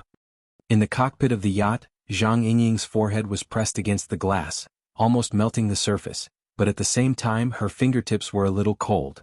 Her mouth spoke in a relaxed manner, but her heart was twitching a bit abnormally. This was a natural physiological reaction to a few extremely stimulating situations. It was unknown when it started, but the surrounding waters of the yacht entered an extremely desperate and treacherous situation. It was hard for Zhang Yingying to accurately describe the situation. It was as if there was a layer of glass separating her from the chaos of the sea. There was an insurmountable barrier between her thoughts and the internal logic of the events before her eyes. Who could see two fishes that had gone out of control and collided with each other, sticking together. In that instant, their bodies, flesh and blood completely lost their original nature. It was as if they were wax that had been melted, condensing into the most random shape upon meeting the cold. Such a scene was not an exception. Instead, it was happening in the waters surrounding the yacht. Zhang Yingying could see it happening every moment. There was no need for any collisions. The seemingly vigorous sea creatures that could rampage up and down the waves as they pleased inexplicably had their entire bodies collapse. It wasn't being torn apart, it wasn't being crushed, it wasn't exploding, it wasn't being burned, and so on. It was the complete collapse of the structure of their flesh and blood in an instant. Moreover, there was no trace of a strong external force. You couldn't say that it was the wind and waves on the sea that caused this, right? There were only vaguely visible conduction trajectories, like a terrible virus that broke out in a certain area and then spread rapidly at a terrible speed and intensity. In the steering cabin, the cabin wall blocked the view, and she couldn't see the panoramic view of the surrounding waters. She didn't know how far this terrible scene would spread before it ended. But she could see that at this time, in addition to the foam of the waves, the dregs and slurry of the flesh and blood were also swept up by the strong wind and huge waves. The bloody waves hit the yacht. Zhang Yingying felt that the damage was much higher than the previous battleship slicing sword. In fact, there were a lot of indescribable debris stuck to the windshield of the steering cabin. Then it was swept away by the wind and waves, stuck to it again and swept away again. The cycle repeated itself. Zhang Yingying adjusted herself and felt that her breathing had become shallow. Even so, there was still some fishy smell lingering at the tip of her nose. She knew that it was an illusion, but she still felt it. Who in the world is that? A devil? Zhang Yingying didn't have a clear target for conversation. She just vented her emotions. She never expected Her Majesty Empress Wu, who was steering the helm, to respond in the first instant. Yeah. You can ask later. Zhang Yingying blinked her eyes. She kept feeling that her boss's words had a hidden meaning. But she couldn't think too much about it right now. The battle situation in the surrounding waters far exceeded the scope of her understanding. She was even more worried. Luonan's water vapor body had disappeared. How was he going to fight against that so-called coward? How did such a hellish situation occur? I'll go out and take a look. Zhang Yingying really couldn't hold back. She leaped to the door of the steering cabin in 2 or 3 steps, but she hesitated for a moment. The out-of-control scene outside had an intense dissuading effect. But in the end she gritted her teeth, opened the door and went out. Meng Chong nodded toward Her Majesty Empress Wu and followed behind without a sound. Right now Zhang Yingying really didn't have the courage to run to the front deck. She simply went to the top deck and stood at the highest point. This was also the position furthest away from the bloody waves. She raised her eyes and looked into the distance. She still couldn't see Luonan's figure between the sea and the sky. However, the dark clouds gathered together and the winds and waves were high. They stirred the blood and flesh that rose and fell on the surface of the sea, rushing back and forth. They still possessed the destructive power to capsize the yacht at any time. Zhang Yingying didn't know how much of this was the power of nature, and how much of it was the clash of power between two extraordinaries. She just felt that she was standing at a relatively high place. She raised her eyes and saw a contradiction that made her feel uncomfortable. It was intense and sinister. It was berserk and ice-cold. It was as if there were incorporeal ghosts roaming and laughing on the surface of the sea. Perhaps it was because of this that the sea creatures in the surrounding waters, which had been fighting over food with each other not too long ago, began to dive frantically. It didn't matter if they lived in the layer of seawater or not. They all wanted to drill down, all for the sake of avoiding the virus in the atmosphere and within the remains of flesh and blood on the surface of the sea. But was it truly effective? The more Zhang Yingying thought, the more she couldn't find an answer. Instead, it burned her brain. Perhaps it was because of this that breathing became a bit difficult. Honestly speaking, after her field of vision was broadened, the situation in the surrounding waters became more vivid. The sense of crisis that followed grew stronger. So much so that she felt a bit regretful. Her legs felt a bit weak. She unconsciously emitted a brilliant spiritual light, making the white rainbow in her body activate its defensive mode. If the oncoming sea winds and waves really did carry a virus or something, that would be too hard to accept. At this moment, the familiar rhythm of footsteps entered her ears. Zhang Yingying turned her head in surprise. She saw a figure turn around at the entrance of the deck. It was Her Majesty Empress Wu, who had been staying in the cockpit all this time. "Boss?" Her Majesty Empress Wu slightly narrowed her eyes. She welcomed the oncoming gale and the damp, bloody air. She seemed to be sniffing something. Her expression was vivid, but it was hard to tell whether she liked or disliked it. 2 seconds later, Her Majesty Empress Wu turned her face. "If you're really afraid, then go back to the cabin." "I'm afraid?" Just a little bit. Besides, you're here, boss." Seeing Her Majesty Empress Wu, Zhang Yingying's mind immediately calmed down. Her mouth also began to become nimble. What was even more nimble than her mouth was her actions. Zhang Yingying directly ran to Her Majesty Empress Wu's side and tightly hugged the crook of her arm. "Boss, that guy is too much. He knows you're here, but he still made such a scene." Her Majesty Empress Wu only smiled. "He's indeed too much, but he can't do it for long. A battle between transcendents. They're having fun killing here, but T-City can't take it anymore. The fighter plane just took off and it won't take long to get here." Zhang Yingying blurted out, "Did he come here to die?" "It's all right. The pilot is quite durable." Obviously, the pilot that Her Majesty Empress Wu mentioned was definitely not an ordinary person. He was most likely an extraordinaire. As Zhang Yingying was thinking, she heard her boss ask, "You really don't want to go back? With that guy's clumsy control skills, it's fine if he gets a few fish scales on your face. But what if it's tentacles, sarcomas, sharp teeth or something? That's not good." "What?" Zhang Yingying finally came back to her senses. She didn't know when it started, but everyone's target had been mistaken? But before Zhang Yingying could find the rational clues she should have from her disbelief, a wave of reverberation suddenly rang out beside her ear.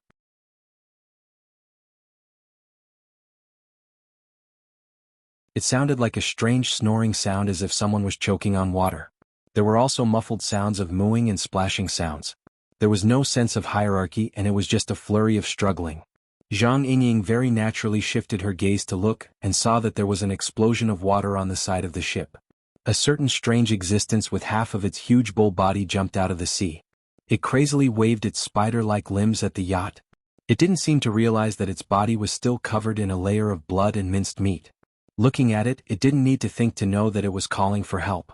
Did he knock himself out of his mind? You're tuning in to the Han Li's Wuxia Chronicles YouTube channel. We're so grateful for your support, and don't forget to subscribe to join us on this incredible journey through captivating stories. Your generosity through donations truly makes a world of difference, as it's the primary source of revenue that allows me to expand and enhance this channel for you. Thank you from the bottom of my heart for being a part of this adventure.